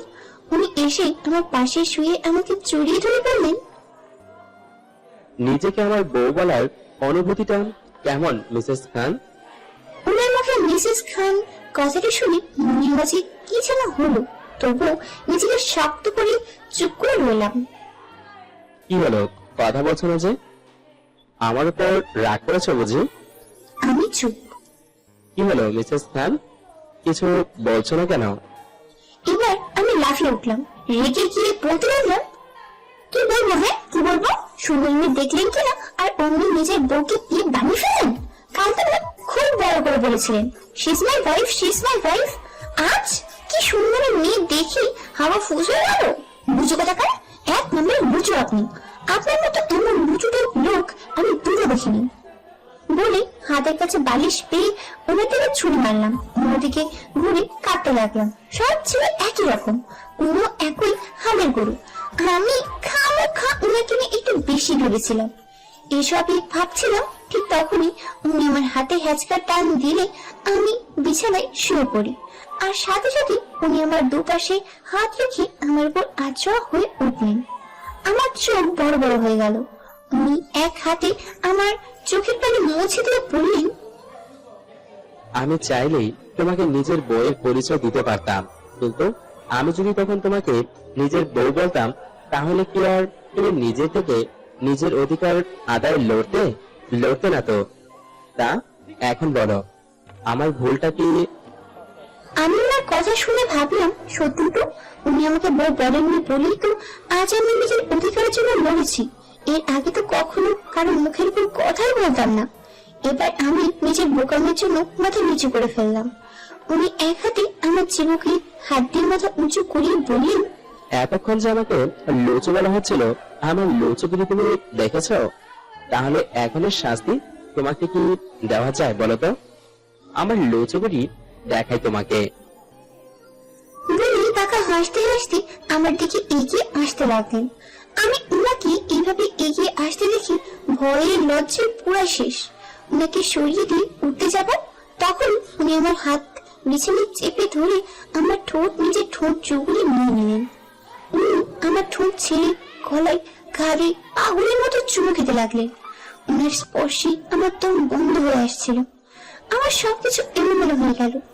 এক মাথার করে অনুভূতি, বুকে হার্টবিট উড়ে গেল। উনি যেন এক ঘড়ির মধ্যেই আছেন। উনার হাত আমার কাপড়ের মাঝে ঢুকালো, তখন আমি ওনার হাত চেপে ধরলাম। উনি আমার হাত চেপে ধরে দেখে থমকে গেলেন। আমার দিকে এক নেশা করা চাহনিতে দেখি আমার কপালে একটা চুল দিয়ে আমাকে জড়িয়ে ধরে শুয়ে পড়লেন। ওনার এই অবস্থা দেখে আমার খুব কান্না পাচ্ছিল। আমি কি করব? আমি তো এখন একদমই এসবের জন্য প্রস্তুত নই। মনের মাঝে এক ধরনের অস্বস্তি কাজ করে আমি ওনাকে জড়িয়ে ধরে বললাম, আই এম সরি। উনি আমাকে আরো শক্ত করে ধরে বললেন, ইটস ওকে, আমি জানি তুমি এখন প্রস্তুত নাও, তোমার যত সময় লাগে তুমি নাও। আমি ওনার কথা শুনে আর কিছু বললাম না। ওনার বুকে মাথা রেখে ঘুমিয়ে গেলাম। পরের দিন সন্ধ্যেবেলা পার্টির জন্য রেডি হব, কিন্তু আমি পরবো কি এটা ভেবে কাবারের কাপড় এদিক ওদিক করছি। তখনই উনি পেছন থেকে আমার ডাক দিলেন। আমি ওনার দিকে ঘুরে দেখি ওনার হাতে একটা প্যাকেট। উনি আমার প্যাকেটটা হাতে দিয়ে বললেন, এখানে তোমার যা যা লাগবে সবকিছু আছে, এগুলো পরেই আজ পার্টিতে যাবে। যাও, রেডি হয়ে এসো। আমি ওনার কথা শুনে মুচকি এসে প্যাকেটটা নিয়ে চেঞ্জিং রুমে চলে এলাম। আমি প্যাকেট খুলে দেখি ওটাতে একটা ব্ল্যাক কালার শাড়ি, তার সাথে ম্যাচিং ব্লাউজও রয়েছে। এটা দেখে আমার ঠোঁটের কোণে হাসির রেখা ফুটে উঠলো, কারণ এটাই ওনার দেওয়া আমাকে প্রথম গিফট। আমি শাড়িটা পরলাম, শাড়ির আঁচল ছেড়ে দিয়েছি, মুখে হালকা মেকআপ, ঠোঁটে মিষ্টি কালার লিপস্টিক, কানে স্টোনের ঝুমকা, গলায় সিম্পল নেকলেস আর চোখে কাজল। আমার চোখে কাজল দিতে অনেক ভালো লাগে। কখনো কখনো তো আমি নিজেই আমার এই চোখেরই ক্রাশ খেয়ে যাই। চুলগুলো খোপা করে নিলাম, হাতে কালো রঙের কাঁচের চুড়ি, এসব কিছু এই প্যাকেটেই ছিল। আমি রেডি হয়ে বের হয়ে দেখি উনি ব্ল্যাক কালার শার্ট আর প্যান্ট পরেছেন। শার্টটা উনার গায়ের সাথে ফিট হওয়ার কারণে উনার বডি স্পষ্ট বোঝা যাচ্ছে, একদম আমার ফেভারিট রবিন শেজ এর মতো। চুলগুলো সুন্দর করে ব্রাশ করেছেন। আজ তো উনাকে নজরে নজরে রাখতে হবে যাতে কেউ চুরি করে না নিয়ে যায়। আমাকে বেরোতে দেখি উনি কিছুক্ষণ আমার দিকে তাকিয়ে থাকলেন। ওনার তাকিয়ে থাকার কোনো কারণ খুঁজে পেলাম না আমি, কিন্তু ওনাকে এভাবে তাকিয়ে থাকাতে দেখে আমার খুব লজ্জা লাগছে। লজ্জায় মাথা নিচু করে রইলাম। উনি আমাকে এইভাবে দাঁড়িয়ে থাকতে দেখে নেশা করা চোখে তাকিয়ে আমার দিকে এগিয়ে আসতে লাগলেন। ধীরে ধীরে আমার কাছে এসে যাওয়াতে আমি পিছাতে লাগলাম। তখনই উনি আমার কোমর জড়িয়ে ধরে ওনার সাথে মিশে নিলেন। এইভাবে ওনার কাছে এসে ওনার ঘোর লাগা চোখে দেখে আমার হার্ট বিট আমি কিছুক্ষণের জন্য মিস করলাম। উনি আমার কাছে এসে আমার এক গালে চুমু দিয়ে ওনার দাড়িগুলো দিয়ে আমার গাল ঘষে দিলেন। ওনার দাড়ির খোঁজায় আমি একটু নড়ে উঠলাম। উনি আমার কোমর আরো শক্ত করে ধরে আমার গলার কাছে মুখ নিয়ে গিয়ে গলায় একটা কামড় বসালো। ব্যাগে আহ বলে উঠলাম। উনি ওনার এক হাত আমার পিছনে নিয়ে আমার খোপার ক্লিপ খুলে দিলেন। আমার চুল সহ এলোমেলো হয়ে পুরো পিঠে ছড়িয়ে পড়লো। এই যা এটা করলেন উনি, কত কষ্ট করে খবরটা পেয়েছিলাম। এখন কিভাবে কি করবো? উনি কোনো কথা ছাড়াই আমার চুলের কিছু অংশ সামনে এনে কোমরের দাগ ঢেকে দিয়ে বললেন, এবার লাগছে তোমাকে পারফেক্ট মিসেস সম্রাট খান। আমি ওনার কথা শুনে লজ্জায় মারিতে মিশে যাওয়ার ইচ্ছে হচ্ছিল। এবার তাহলে যাওয়া যাক মিসেস খান। বলে আমার দিকে হাত বাড়িয়ে দিলেন। আমি ওনার হাতে হাত রেখে বেরিয়ে পড়লাম। যাচ্ছি তো পার্টির জন্য, কিন্তু আমার কাছে মনে হচ্ছে আমি ওনার হাত ধরে কোনো এক স্বর্গ বলতে যাচ্ছি। পার্টিতে পৌঁছে আমি পার্টির অ্যারেঞ্জমেন্টে মনোযোগী হলাম, আর উনি সব গেস্টদের ওয়েলকাম করতে লাগলেন। কিছুক্ষণ পর আমি এদিক ওদিক সব দেখছি সবকিছু ঠিকঠাক আছে কিনা। সবাই পার্টিতে খুব এনজয় করছে। হঠাৎই আমি শুনতে পেলাম একটা মেয়ের কণ্ঠ, Hey SK, you are looking so hot and handsome. কথাটা শুনে আমি পিছনে তাকালাম। স্যার ডেস্কের সামনে চেয়ারে বসে ড্রিঙ্কস করছেন, আর একটা মেয়ে স্যারের সামনে গিয়ে ড্রিঙ্কসের গ্লাস হাতে নিয়ে কথাটা বলল। I like also. স্যার বাঁকা হেসে বললেন, তোমার এই অ্যাটিটিউডেই তো সব মেয়ে ফিদা হয়, যার মধ্যে আমিও একজন। ওনাদের এই কথা শুনে আমার বুকের ভেতরটা মোচড় দিয়ে উঠলো। আমি আবার ঘুরে দাঁড়ালাম। ওদের প্রত্যেকটা কথাই আমি শুনতে পাচ্ছি। কথাগুলো শুনে আমার মনে হচ্ছিল আমি যাই আর স্যারের প্রত্যেকটা চুল হাতে তুলে নিয়ে আসি। তখনই আমার কানে এলো মেয়েটা বলছে, এসকে, আমি কতবার তোমার সাথে রুম ডেটে যেতে চেয়েছি, কিন্তু তুমি রাজি হচ্ছ না। তুমি চাইলে আমরা আজই রুম ডেটে যেতে পারি। এই কথা শোনার সাথে সাথেই আমি ওনার দিকে তাকালাম। মেয়েটা স্যার গা ঘেঁষে দাঁড়িয়ে ওনার বুকে এক হাতে স্লাইড করতে করতে কথাগুলো বলছে, আর উনি আমার দিকে তাকিয়ে একই রকম ভাবে হেসে যাচ্ছেন। আমার চোখ থেকে অজান্তেই টপ করে এক ফোঁটা জল বেরিয়ে এলো। নিজেকে খুব ছোট মনে হচ্ছিল। যার পেছনে এত সুন্দর সুন্দর স্মার্ট আধুনিক মেয়েরা আগুন, তার জন্য আমি তো কিছুই না। সত্যি কি আমার কোনো যোগ্যতা আছে ওনার বউ হবার? আমি চোখের পানি মুছতে মুছতে ওখান থেকে চলে আসছিলাম। তখনই মাইকে কারো অ্যানাউন্সমেন্ট শুনে থমকে গেলাম, পিছনে ফিরে তাকালাম। Hello guys, welcome to my party. আশা করি আপনারা পার্টিতে খুব ভালোই এনজয় করেছেন।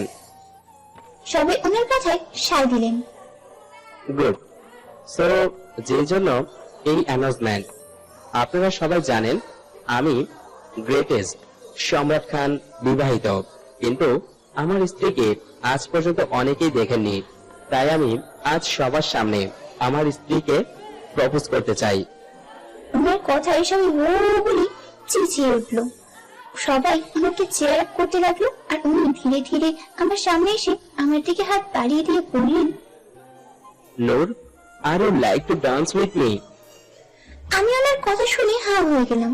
আর শুধু আমি না, পার্টিতে থাকা প্রত্যেকে আমাদের দিকে অবাক দৃষ্টিতে তাকালেন। হয়তো কেউ স্যারের সাথে আমাকে এক্সপেক্ট করেননি। আমি অবাক হয়ে ওনার দিকেই তাকিয়ে আছি। কথা বলার শক্তি হারিয়ে ফেলেছি। উনি যে এমন কিছু করবেন আমার ধারণারও বাইরে ছিল। আমাকে এভাবে দাঁড়িয়ে থাকতে দেখে উনি মাইকটা একদিকে ছুড়ে দিয়ে এক হাতে আমার এক হাত ধরে টান দিতেই আমি ওনার গিয়ে বুকে গিয়ে পড়লাম। সাথে সাথে গান বেজে উঠলো, मेरे हाथ में तेरा हाथ हो, सारी जन्नतें मेरे साथ हो, तुझे बस हो फिक्र हो, तेरे साथ मैं हो जाऊं फना। আমি মোটা হলেও নাচটা আমি খুব ভালোই পারি। গ্রামের যে কোনো অনুষ্ঠানে সবাই আমার কাছে নাচ শিখতে আসতো, কিন্তু এখানে আমি পুরাই কাঠ পুতুল হয়ে গেছি।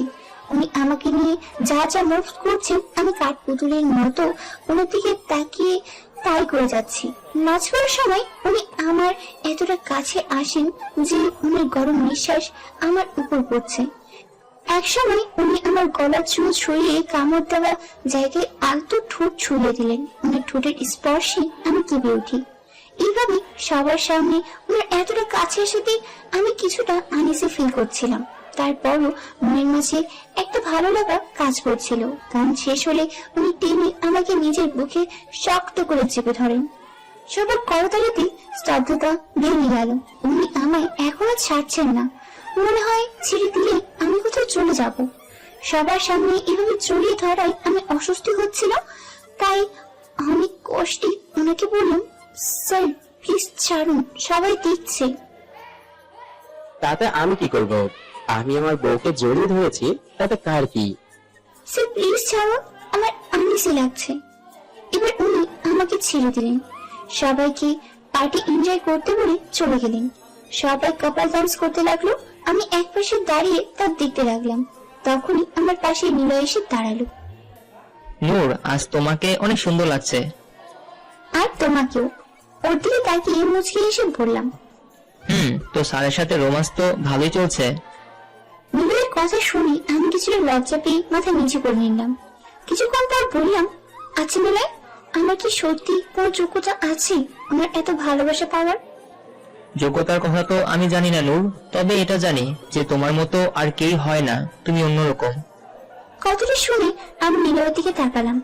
ও এক অন্য চাহনিতে আমার দিকে তাকিয়ে আছে। এই চাহনি আমি আগে কখনো দেখিনি। এই চাহনির কোনো মানে আমি খুঁজে পেলাম না। নীলা খানিকের মধ্যে নিজেকে স্বাভাবিক করে বলল, তবে হ্যাঁ, যদি স্যার কখনো তোমাকে ছেড়ে দেয় তখন তুমি আমার কাছে আসতেই পারো। তুমি তো জানোই তোমার জন্য আমার মনের দরজা 24 ঘন্টা খোলা। বলি হাসতে লাগলো। নীলাই, তুই মজা বন্ধ করবি? মুচকি এসে বললাম, যা বাবা, সিরিয়াস কিছু বললেও তোমার কাছে মজাই কেন মনে হয়, বলবে? আমি এবার নিলয়ের দিকে তাকাতে দেখি স্যার পিছনে দাঁড়িয়ে আমাদের কথা শুনছেন। চোখ মুখ শক্ত করে হাত মুঠো করে দাঁড়িয়ে আছেন। দেখে মনে হচ্ছে রেগে আছেন। ওনাকে এইভাবে দাঁড়িয়ে থাকতে দেখি আমি ভয় পেয়ে গেলাম। আমাকে এইভাবে দেখতে দেখি নিলয়ের পিছনে তাকালো। স্যার আমাদের এইভাবে দেখতে দেখি ওখান থেকে গজগজ করতে করতে চলে গেলেন। কি হলো স্যার, কি আমার কথা শুনে অন্য কিছু মাইন্ড করলেন না তো? আমার জন্য কি তোমার কোনো ক্ষতি হলো না তো? নিলয় আমার দিকে তাকিয়ে বলল। আমি ওর দিকে একবার তাকাতেই স্যারের পিছু পিছু যেতে লাগলাম। স্যার একটা নির্জন জায়গায় গিয়ে এক প্যাকেট সিগারেট নিয়ে অন্য হাত দেয়ালে ঠেকিয়ে দাঁড়িয়ে আছেন। আমি ওনার পিছনে গিয়ে দাঁড়ালাম। স্যার আমার আপনার সাথে কিছু কথা আছে। আপনি যেটা ভাবছেন উনি মোটো শিফির বলতে চাইনি, অত মজা আর বলতে পারলাম না। উনি আমার এক হাত টান দিয়ে সামনে এনে দেয়ালের সাথে মিশে ধরলেন। ওনার সিগারেট থাকা হাত দিয়ে আমার পাশের দেয়ালে জোরে প্যাঁচ মেরে বললেন, আমার থেকে মুক্তি চাও? আমার থেকে মুক্ত হয়ে ওই নিলয়ের কাছে যেতে চাও? তো যাও না, আটকে কে রেখেছে? তুমি ঠিক আছো, তুমি তোমার মতো জীবন কাটাচ্ছ। আমি খামোখা আমার লাইফ আটকে রেখেছি। অনেক হয়েছে, এতদিন তুমি তোমার মতো চলেছ, এখন আমি আমার মতো চলবো। আর মুক্তি চাও তো সেটাও পেয়ে যাবে, খুব তাড়াতাড়ি পেয়ে যাবে। স্যার আমার কথাটা তো। সেটা তোমার কথা শোনার কোনো ইন্টারেস্ট আমার নেই। Just go to Hail.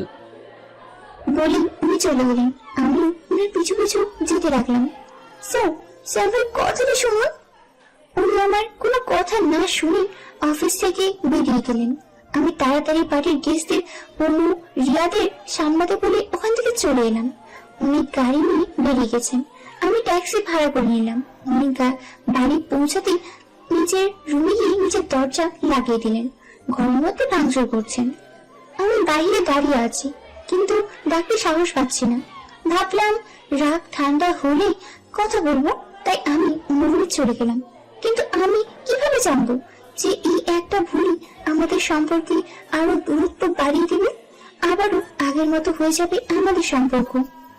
পরের দিন থেকে উনি আমার সাথে কথা বলাই বন্ধ করে দেন। আমি কথা বলতে গেলে সোজা অপমান করে তাড়িয়ে দেন। লেট নাইট পার্টি, মেয়েদের সাথে মেলামেশা করা আর কাজের মাঝে এতটা ডুবে থাকেন যে আমার দিকে তাকানোর কোনো সময় ছিল না ওনার। এইভাবে কতগুলো দিন কেটে গেল। এইভাবে আর কতদিনই বা চলবে এইভাবে আমাদের সম্পর্কটা? উনি আমার কোনো কথা শুনতে রাজি না।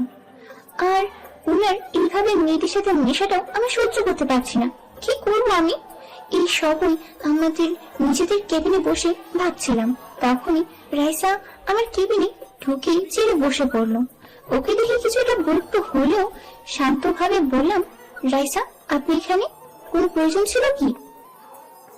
হ্যাঁ প্রয়োজন আছে বলেই তো এসেছি, না হলে তোমার মতো মেয়ের সাথে কে দেখা করতে আসবে? তা বলুন কি প্রয়োজন? তুমি সোমকে মুক্তি দিচ্ছ না কেন? মানে? আর কতদিন পরে থাকবে ওর পায়ের নিচে? তোমার মধ্যে কোনো সেমনেস বলতে কিছু আছে কি নেই? তুমি এতদিনে বুঝতে পারোনি যে তুমি এসকে যোগ্য নাও? তুমি সম্রাট খানের শব্দটার উচ্চারণেরও কোনো যোগ্যতা রাখো না। তুমি এটা বুঝো না, নাকি বুঝেও শুধু টাকার লোভে ওর ঘাড়ে ঝুলে আছো? শোনো, এসকে লাইফ থেকে চলে যাও। ওর এখন মেয়ের নেশা ধরেছে, বুঝেছো? সেজন্যই তো এখন আমার সাথে টাইম স্পেন্ড করাতেও ও বেশি পছন্দ করে। আমি সোমকে অনেক সুখে রাখবো, অন্তত তোমার থেকে তো বেটারই। সো ব্যাগ গোছাও আর এসকে লাইফ থেকে গেট লস্ট হও। বলেই চলে যাচ্ছি, কিন্তু যেতে নিয়েও আবার ফিরে এসে বলতে লাগলো, আর হ্যাঁ, এখন আমি কোথায় যাচ্ছি জানো? তোমার ফিউচার এক্স হাজবেন্ডের সাথে লং ড্রাইভে, অনেক ফান হবে, কি বলো? বলেই হাসতে হাসতে ও চলে গেল। আমি থ হয়ে দাঁড়িয়ে রইলাম। কি হলো এটা? কি বলে গেল? না না, এটা কিছুতেই হতে পারে না। অনেক হয়েছে, অনেক কেটেছে চুপ। আর না, এইবার তো এর একটা শেষ করেই ছাড়বো। আজ আমি আমার অতীতের মন ছাড়বো আর ওনাকে একটু টাইটও দিয়ে দেবো। এসব ভেবে রেগে মেগে নিজের কেবিন থেকে বেরিয়ে সোজা ওনার কেবিনের দিকে ছুটলাম। নক না করে ভিতরে ঢুকে পড়লাম। দেখি উনি কেবিনের পিছনের দিকে থাই গ্লাস ভেদ করে চলন্ত শহর দেখতে ব্যস্ত, আর রাইসা আমার গলায় ঝুলে আছে পাদরের মতো। আমি কিভাবে কেবিনে ঢুকতে দেখি রাইসা বলে উঠলো, এই স্টুপিড গার্ল, কমন সেন্স বলতে কি কিছু নেই তোমার? কারো কেবিনে আসতে হলে যে নক করে আসতে হয় জানো না তুমি? আমি রাইসার কথা সম্পূর্ণ না শুনের ভান করে সোজা ওনার সামনে গিয়ে দাঁড়ালাম। নিজেকে কি মনে করেন কি আপনি? হ্যাঁ, এত কিসের রাগ, এত কিসের জেদ আপনার? সেদিন কি না কি শুনে আমার সাথে কথা বলে বন্ধ করে দিয়েছেন, আর আজ পর্যন্ত অপমান ছাড়া আর কোনো কথাই বলেননি। কি ভাবেন আপনি নিজেকে? হতে পারেন আপনি দ্য গ্রেটেস্ট সম্রাট খান, তবে সেটা দুনিয়ার জন্য, আর আমার জন্য আপনি আমার স্বামী, আর আমি আপনার স্ত্রী। আপনার ঘরে বউ থাকতে আপনি এইসব মেয়ের সাথে কি করে ধর্মগুলি করতে পারেন? আমার বুঝি কষ্ট হয় না? নাকি আমি মানুষ না যে আমার কষ্ট হতে নেই? এক নাগারে সব কথা চেঁচিয়ে চেঁচিয়ে বলতে লাগলাম। উনি আমার দিকে শান্তভাবে তাকিয়ে আছেন। আমার দিকে তাকিয়ে উনি বললেন, রাইসা, তুমি বাইরে গিয়ে আমার জন্য অপেক্ষা করো। হোয়াট? But why baby? সেই কৈফিয়ত তোমাকে দেওয়ার প্রয়োজন বোধ করি না। এবার লাইসা চোখ মুখ খিচিয়ে আমার দিকে তাকিয়ে তর করতে করতে চলে গেল। এবার উনি আমার দিকে এগিয়ে আসতে আসতে বলল, হ্যাঁ, তো তুমি কিছু বলছিলে? উনাকে এভাবে এগিয়ে আসতে দেখে আমার রাগ ফুস হয়ে গেল। ভয়ে আমি পিছোতে লাগলাম। কি হলো বলো? আমার মুখ দিয়ে আর কোনো কথা বেরোচ্ছে না। আমি পিছাতে পিছাতে কাঁচের গ্লাসের সাথে লেগে গেলাম, আর উনি আমার কাছে এসে আমার এক পাশে কাঁচের উপর হাত রেখে বলল, কি হলো বলো? আমি আমতা আমতা করে বললাম, স্যার, আপনার ওই রাইসের সাথে মেলামেশা আমার একদম সহ্য হয় না। উনি আমার কথা শুনে আমার আরো কাছে এসে বললেন, কেন সহ্য হয় না? আমি রাইসার সাথে মেলামেশা করলে তোমার প্রবলেম কি? তুমি তো কখনো আমাদের সম্পর্কটা এগিয়ে নিয়ে যাওয়ার চেষ্টাও করনি, তাহলে কেন সহ্য হচ্ছে না তোমার? উনি আমার আরো কাছে আসতে নিলে আমি চোখ বন্ধ করে দিই। উনি আমার কানের কাছে মুখ এনে বললেন, ভালোবাসো আমায়? আমি উনার কথা শুনে চট করে উনার দিকে তাকাই। উনি আমার দিকে তাকিয়ে আবার বললেন, কি হলো বলো, ভালোবাসো আমায়? আমি ওনার চোখের দিকে তাকিয়ে কোথায় যেন হারিয়ে গেলাম। ওই চোখে না বলা অনেক কথাই ভাসছিল। ওই চোখে আমি মাতল হয়ে কত কিছু ভুলে কিছু বলতে যাব, তখনই রাইসা কেবিনের ভিতরে ঢুকে পড়ে। আজকে আর কতক্ষণ এই মেয়েটার সাথে কথা বলবে? আমাদের লেট হয়ে যাচ্ছে তো। বলি আমাদের এইভাবে দেখে থমেরে গেল রাইসা। আমার রাইসাকে দেখে যতটা রাগ হচ্ছে তার থেকে বেশি লজ্জা পেলাম উনি আমার এতটা কাছে থাকায়। কিন্তু উনি এখনো যেভাবে আছেন সেভাবেই দাঁড়িয়ে আছেন, একটু নড়লেন না। এইভাবে থাকি আমার দিকে তাকিয়ে বললেন, রাইসা, কারো টেবিলে আসতে হলে যে নক করে আসতে হয়, এই কমন সেন্সটা কি তোমার নেই? এসকে? Get lost. হোয়াট? এসকে? I said get lost. এবার রাইসা রাগে গজগজ করতে করতে বেরিয়ে গেল। স্যার আবার আমাকে শান্ত কণ্ঠে বললেন, কিছু বলছিলে তুমি? রাইসাকে দেখে আমার মেজাজ খিটখিটে হয়ে গেল, তাই রকচটা হয়ে বলে ফেললাম, আমার কাছে জানতে এসেছেন কেন? আগে নিজের মনের কথাটা প্রকাশ করুন, তারপর না হয় আমার কাছে জানতে আসবেন। বলেই ওনাকে সরিয়ে দিয়ে ওখান থেকে চলে এলাম। একবারের জন্যও ফিরে তাকালাম না। নিজের কেবিনে এসে ঢক ঢক করে এক গ্লাস পানি খেয়ে নিলাম। আমার কত সাহস, আজ আমি ওনার মুখের উপর কথা বলেছি। বাবা প্রাণ উড়ে কোথায় পালিয়েছিল কে জানে। আমি এসব ভাবনা বাদ দিয়ে নিজের কাজে মন দিলাম। আজ কাজের চাপ থাকায় রাত 8টায় অফিস থেকে বেরিয়েছি। স্যার অনেক আগেই চলে গেছেন, আর যার আগে এক টুকরো কাজ হাতে ধরিয়ে গেছে। এগুলো শেষ করতেই রাত হয়ে গেল। বাড়ি ফিরে দেখি পুরো বাড়ি অন্ধকার। কি পুরো বাড়ি অন্ধকার কেন? স্যার বাড়িতে নেই? আর স্যার যদিও বাড়িতে না থেকে তবুও সার্ভেন্টরা তো আছে, তাহলে বাড়ি অন্ধকার কেন? আমি সার্ভেন্টদের ডাকলাম, কিন্তু কোনো সারা শব্দ নেই। গেল কই সবাই? আমি ধীরে ধীরে উপরে উঠে এলাম। নিজের রুমে ঢুকতে গিয়ে দেখি রুম লক করা। কিন্তু আমি তো রুম লক করে কোথাও যাই না। আমার কাছে তো চাবি নেই যে খুলবো। আমি ধীরে ধীরে স্যারের রুমের দিকে গেলাম। স্যারের রুম থেকে হালকা আলো আসছে। আমি আস্তে আস্তে দরজা খুলে যা দেখলাম তাতে আমার পুরো মুখ হার হয়ে গেল। রুম এত সুন্দর করে ডেকোরেট করা যে শুধু দেখে যেতে ইচ্ছা করছে। আমি রুমের ভেতর ঢুকে এদিক ওদিক দেখতে লাগলাম। পুরো রুম গোলাপ ফুল আর রেড কালারে লাইটিং দিয়ে ডেকোরেট করা। রুমের চারদিকে ক্যান্ডেল জ্বালানো, বিছানায় গোলাপের পাপড়ি দিয়ে হার্ট শেপ আঁকা। সবকিছু দেখে আমি শুধু অবাকই হচ্ছি। আমি দূরের দিকে এগিয়ে গেলে একটা প্যাকেট দেখতে পাই। প্যাকেটের উপর লেখা জাস্ট ফর ইউ। ওটা দেখে আমার ঠোঁটের কোণে হাসির রেখা ফুটে উঠলো। আমি প্যাকেটটা খুলে দেখি রেড কালার শাড়ি আর ম্যাচিং ব্লাউজ, তার সাথে কসমেটিক্সও রয়েছে আর একটা চিরকুট যেটাতে লেখা তাড়াতাড়ি রেডি হয়ে এসো। আমি প্যাকেট হাতে নিয়ে ওয়াশরুমে চলে গেলাম। কি হচ্ছে এসব?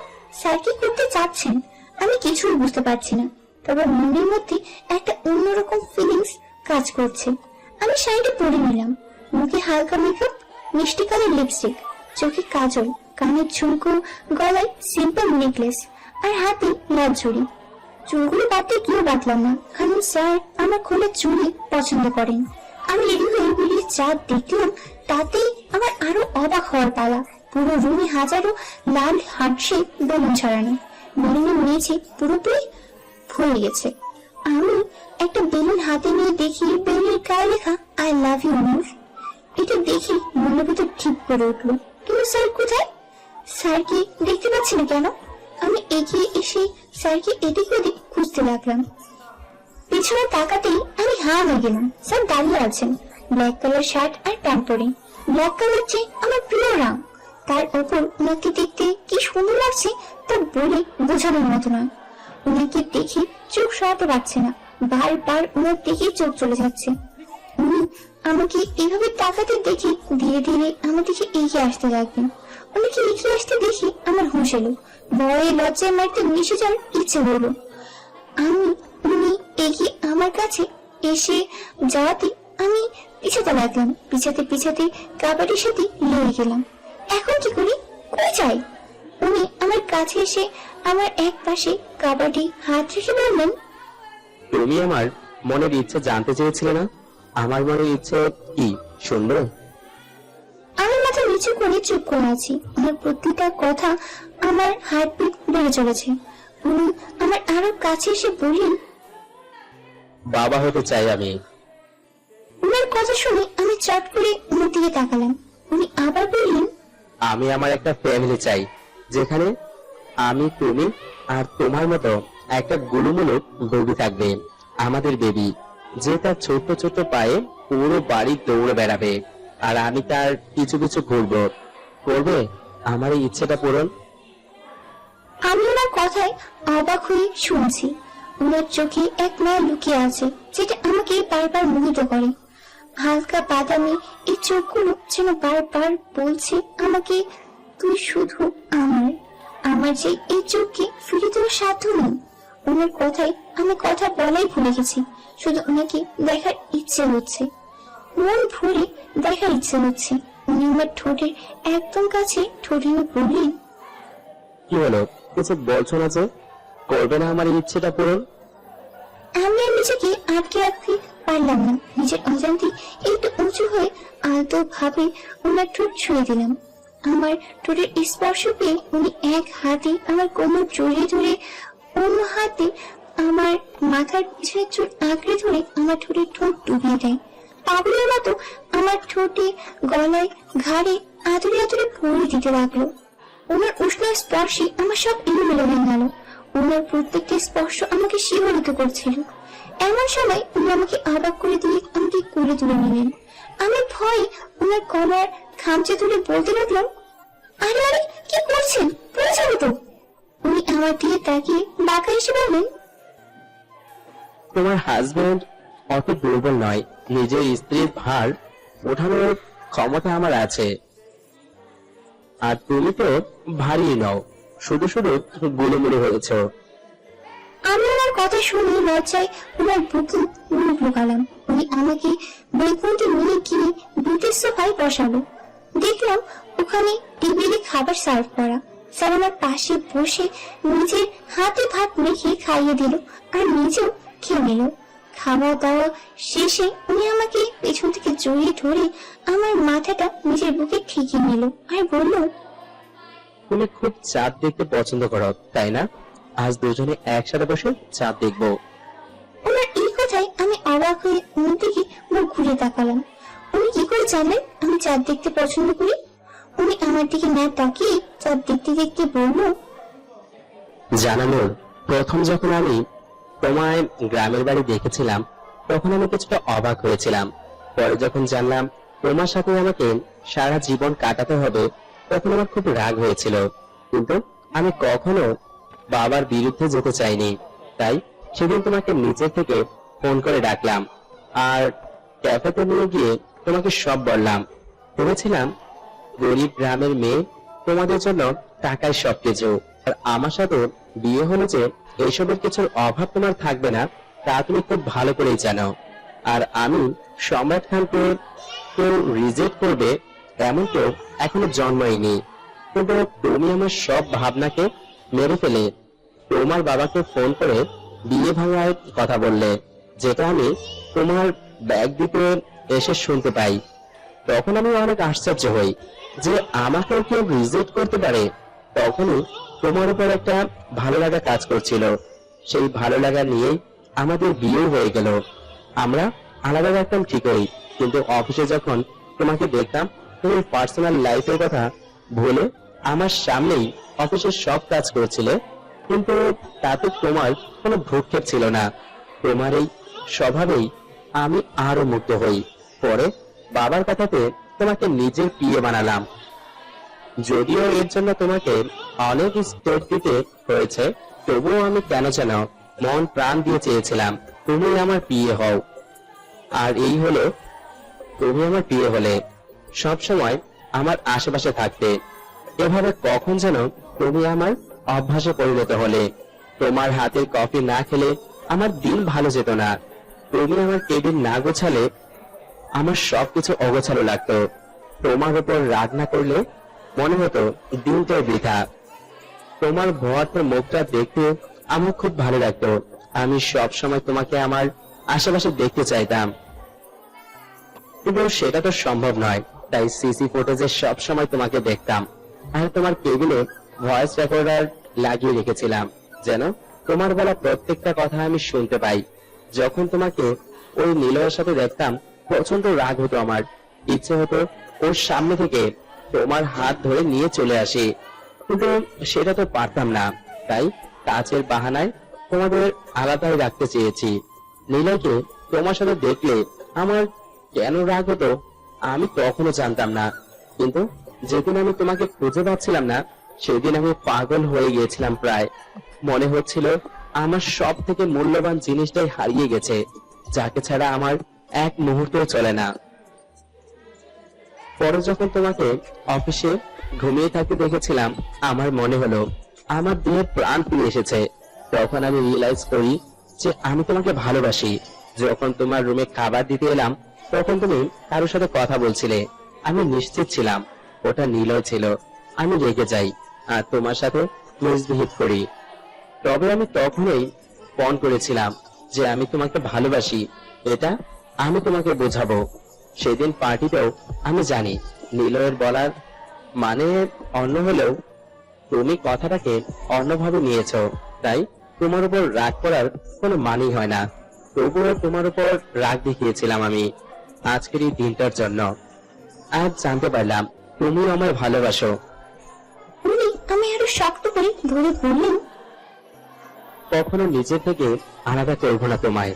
এই বুকে তুমি ছাড়া অন্য কারো জায়গাও হবে না। আমি অবাক হয়ে ওর দিকে তাকিয়ে বললাম, কতটা ভালোবাসি আমায় এই মানুষটা। আমায় এইভাবে তাকিয়ে থাকতে দেখে উনি আমার ঠোঁট আঁকড়ে ধরলেন। আমি ওনার স্পর্শ অনুভব করছি আর ভাবছি আপনি ঠিকই বলেছিলেন। আমি এই সম্পর্কের জন্য কিছুই করিনি, তবে কিছু না করে অনেক কিছুই করেছি। যেমন বাবাকে বলে আপনার পিএ এর পজিশনটা আমি নিয়েছি। আপনার আগে পিছে ঘুরে নিজেকে আপনার অভ্যেসে পরিণত করেছি। আমি জানি আপনি নিলয়ের সাথে আমাকে সহ্য করতে পারেন না, তাই তো বেশি করে নিলয়ের সাথে মিশতাম। কি করবো বলুন? বাংলার গ্রামে মেরেছি স্বামীর অধিকার ছাড়তে নারাজ, তবে আমি কিভাবে আমার অধিকার ছাড়তাম? আজ অনেকদিন পর ডায়েরি লিখতে বসলাম। এতদিন আমার ভালোবাসার মাঝে এতটা ডুবেছিলাম যে ডায়েরি লেখার কথা মনেই আসেনি, তবে আজ খুব ইচ্ছে হচ্ছে ডায়েরি লিখতে। এতদিনে আমাদের সম্পর্কটা আরো গভীর হয়ে গেছে। আমাদের মাঝে যে ঝগড়া হয় না তা না, ঝগড়াও হয়, তবে কিছুক্ষণ পরেই দুজন দুজনকে সরি বলে কাজে টেনে নিই।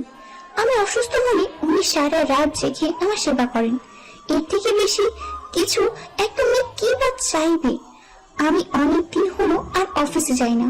উনি সোজা কথায় আমাকে বলে দিয়েছেন প্রেগনেন্সির সময় আমি যেন কোনো চাপ না নিই।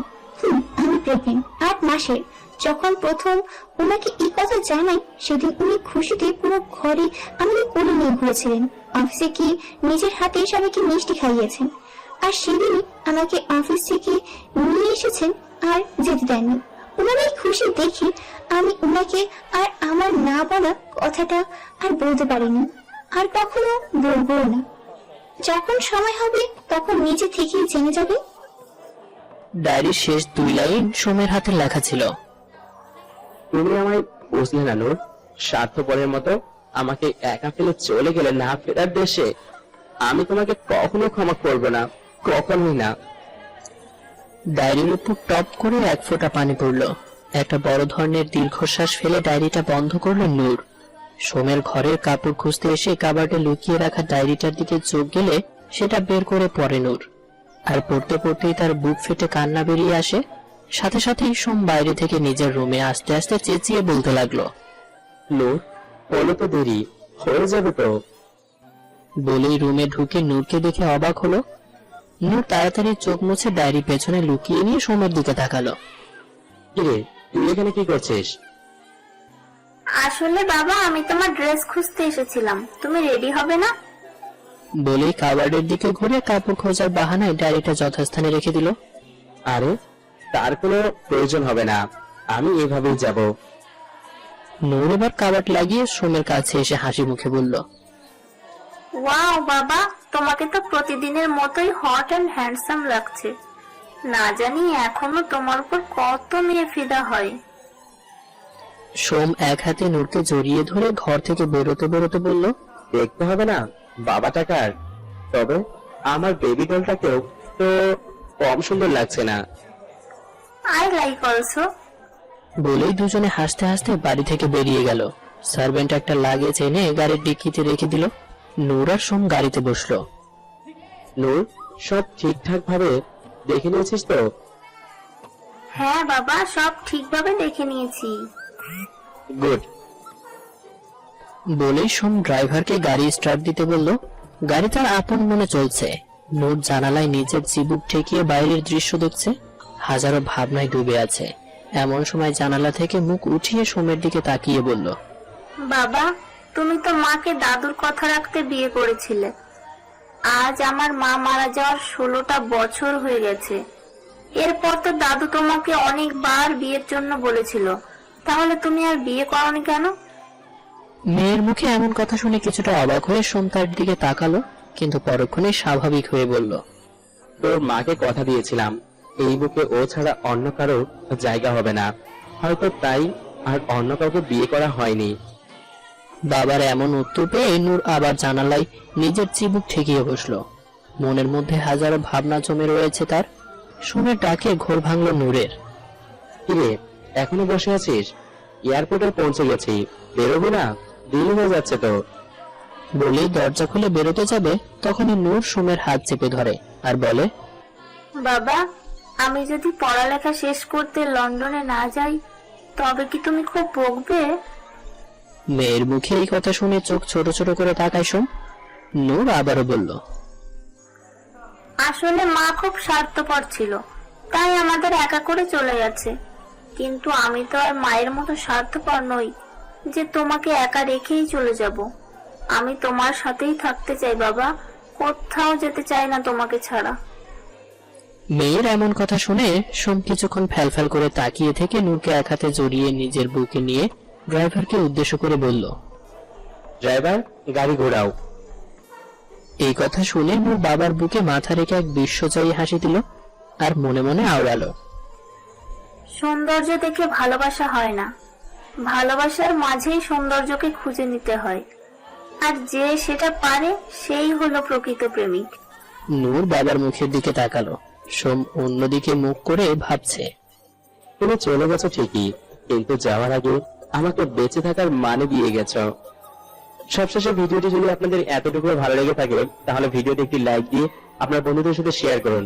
আর হ্যাঁ, এখনো যদি আমাদের চ্যানেলটি সাবস্ক্রাইব করে না থাকেন তাহলে ভিডিও নিচে দেখেন লাল একটা সাবস্ক্রাইব বাটন রয়েছে, সেখানে ক্লিক করে আমাদের চ্যানেলটি সাবস্ক্রাইব করে এবং আমাদের ফেসবুক পেজে লাইক দিয়ে আমাদের সাথেই থাকুন।